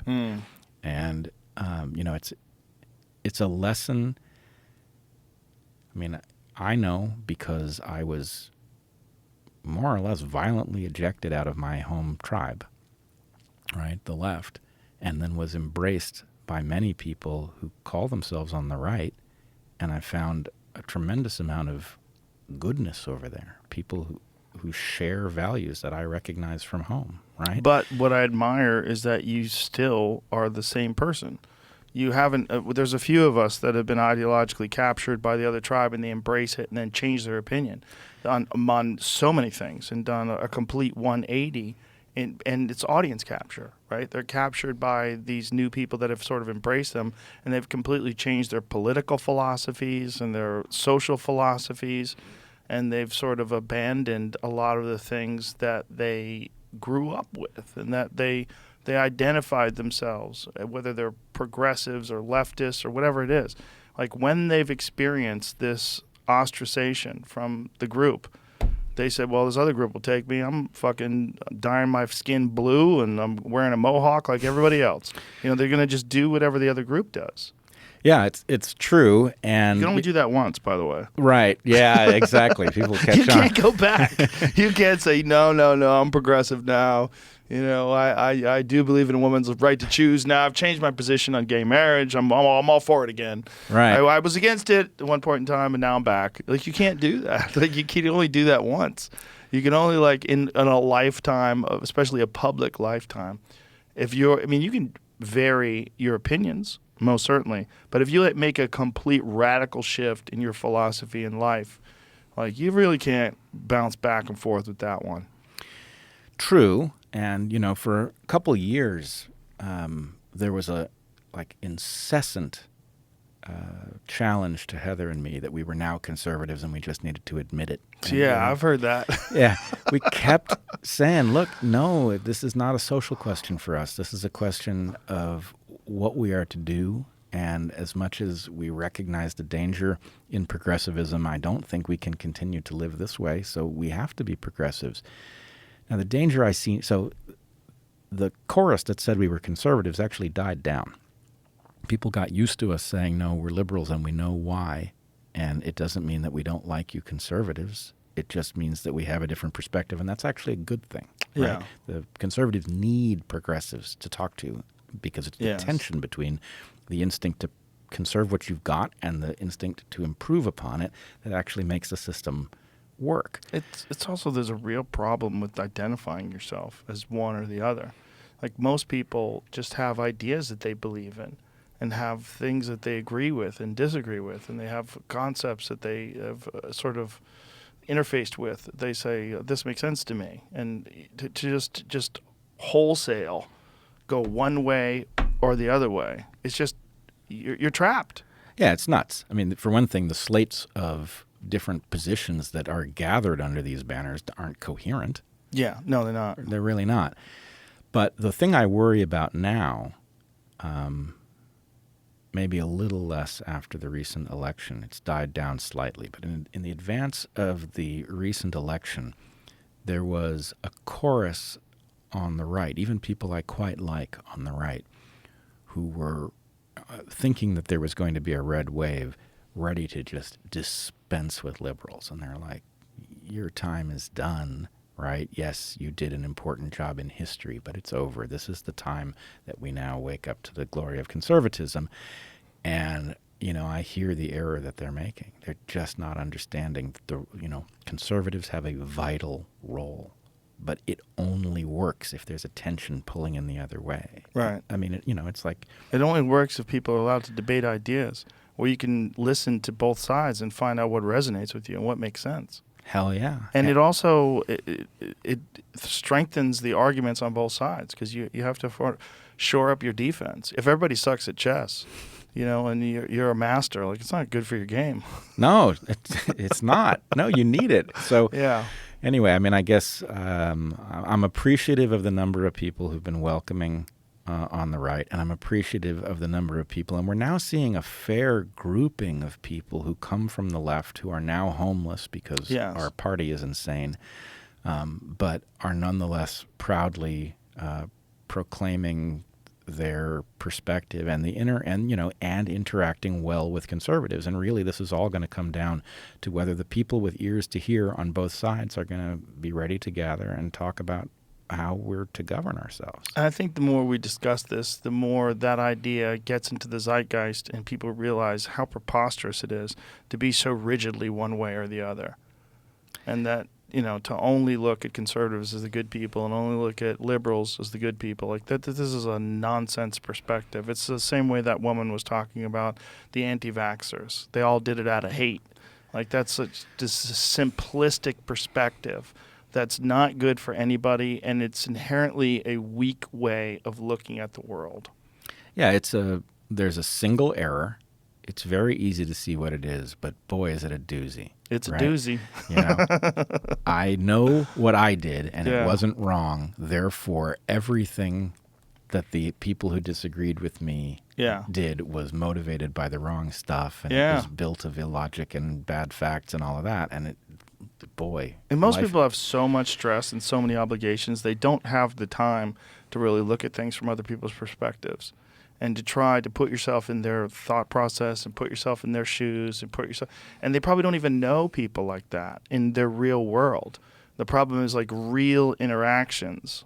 One of the nice things about living in Texas is I regularly interact with conservative people. I regularly interact with progressive and liberal people. And in Austin in particular, which is a fantastic city, those people intermingle and get along in a way that I've never experienced before. When I lived in California, the only place I talked to conservative people was in jiu-jitsu and at the gun range. That's when I interacted with them, or when I went on the road. And comics that go on the road, you're traveling to Arkansas, or you're traveling to Oklahoma, or you're traveling to the places where there's a lot of people that are conservative. And you get accustomed to, just realizing, like, yeah, you can have a drink with that guy with the cowboy hat. He's cool. People are different. And it's okay. It's okay to be different. It's actually great. I like talking to people that, grew up in different ways and lived in different ways. And you can find the strength and the interesting aspects of their character and the way, where their way of life sort of resonates with you, and you're like, oh, I get it. I get why you're this way. I get why you're, what you think is cool and why you have that American flag tattoo, and it makes sense to me. It's okay. But there's an enormous group of people that live in these ideological bubbles, both physically and cyberly, and in that cyber world, my God, those ideological bubbles are so constricting. And if that's the only way you interact with people, and if you are a person who works from home or is kind of shut in and is just engaging with people in this very limited manner on social media, in these echo chambers and thought bubbles, it's not good for you. It's not good for you. It doesn't encourage nuance. It's also a really sad missed opportunity, in my opinion. Yeah. Right? There is nothing I like more than making a trade with somebody where they will let me look through their eyes and I let them look through mine. Yeah. And it's better the more different the view is. Right. But how strange is it that we are, products of evolution that are even capable of letting some other person in on what we see and experience and think and how it came to be? That is such an odd thing to be. And to miss the opportunity, you sit down with somebody and you have the opportunity to do that little experiment, even for 5 minutes. And, I almost never have the experience that it isn't worth it, right? Yeah, because some people, when they talk, it's just competitive. When they talk to people, it's just like, I'm right and you're wrong, and I'm going to tell you why you're wrong, and I'm going to win, and I'm going to tell you to shut up. And it's just a profound lack of understanding of human nature. Like, you realize that even with your kids. Like, if I tell my kids, hey, shut up, like, they're like, I don't want to fucking shut up. Like, and you're like, oh, you're right. Like, I shouldn't tell you to shut up. I should tell you why what you're saying is annoying and wrong, or why you shouldn't yell at your sister, or why, like, you gotta, like, let's talk this through. You gotta talk it through.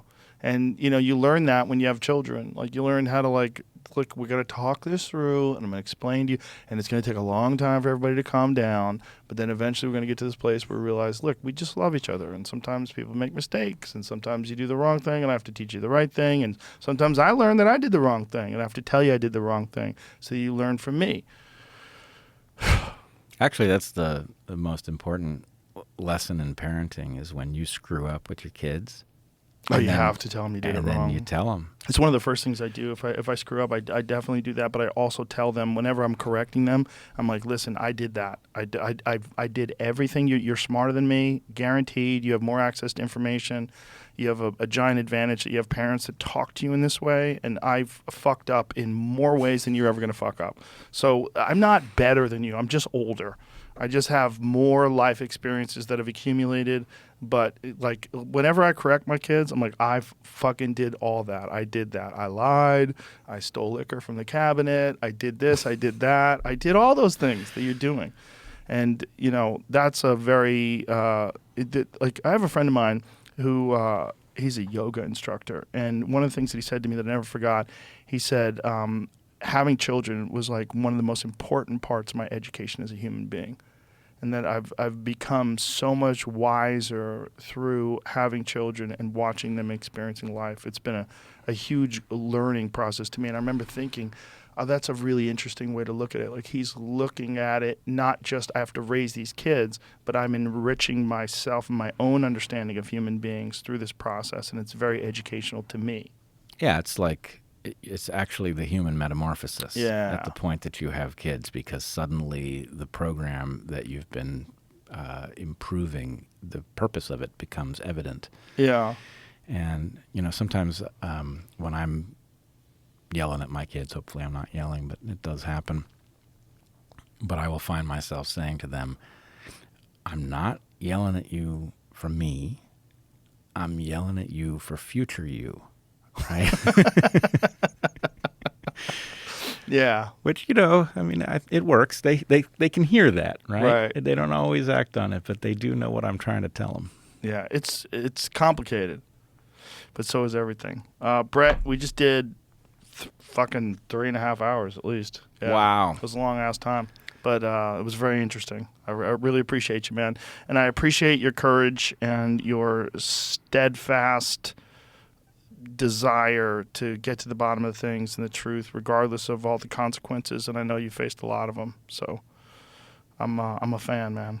Well, I appreciate that. And let me, before we sign off here, just say one of the things I wanted to talk about today was I think you saved my channel at the point that we got demonetized. You brought me on here in June of 2021. You called it an emergency podcast. And I think it got in the way of they were planning to throw us off, and I think you stopped it. And so anyway, I'm deeply grateful to you. I feel like we've been, in some ways, at war together, and there's now an outbreak of peace, a brief one maybe, but We'll see. I'm hopeful that this conversation will somehow or another facilitate more of that. Hell yeah. Thank you, brother. Appreciate you. Thank you. Bye, everybody.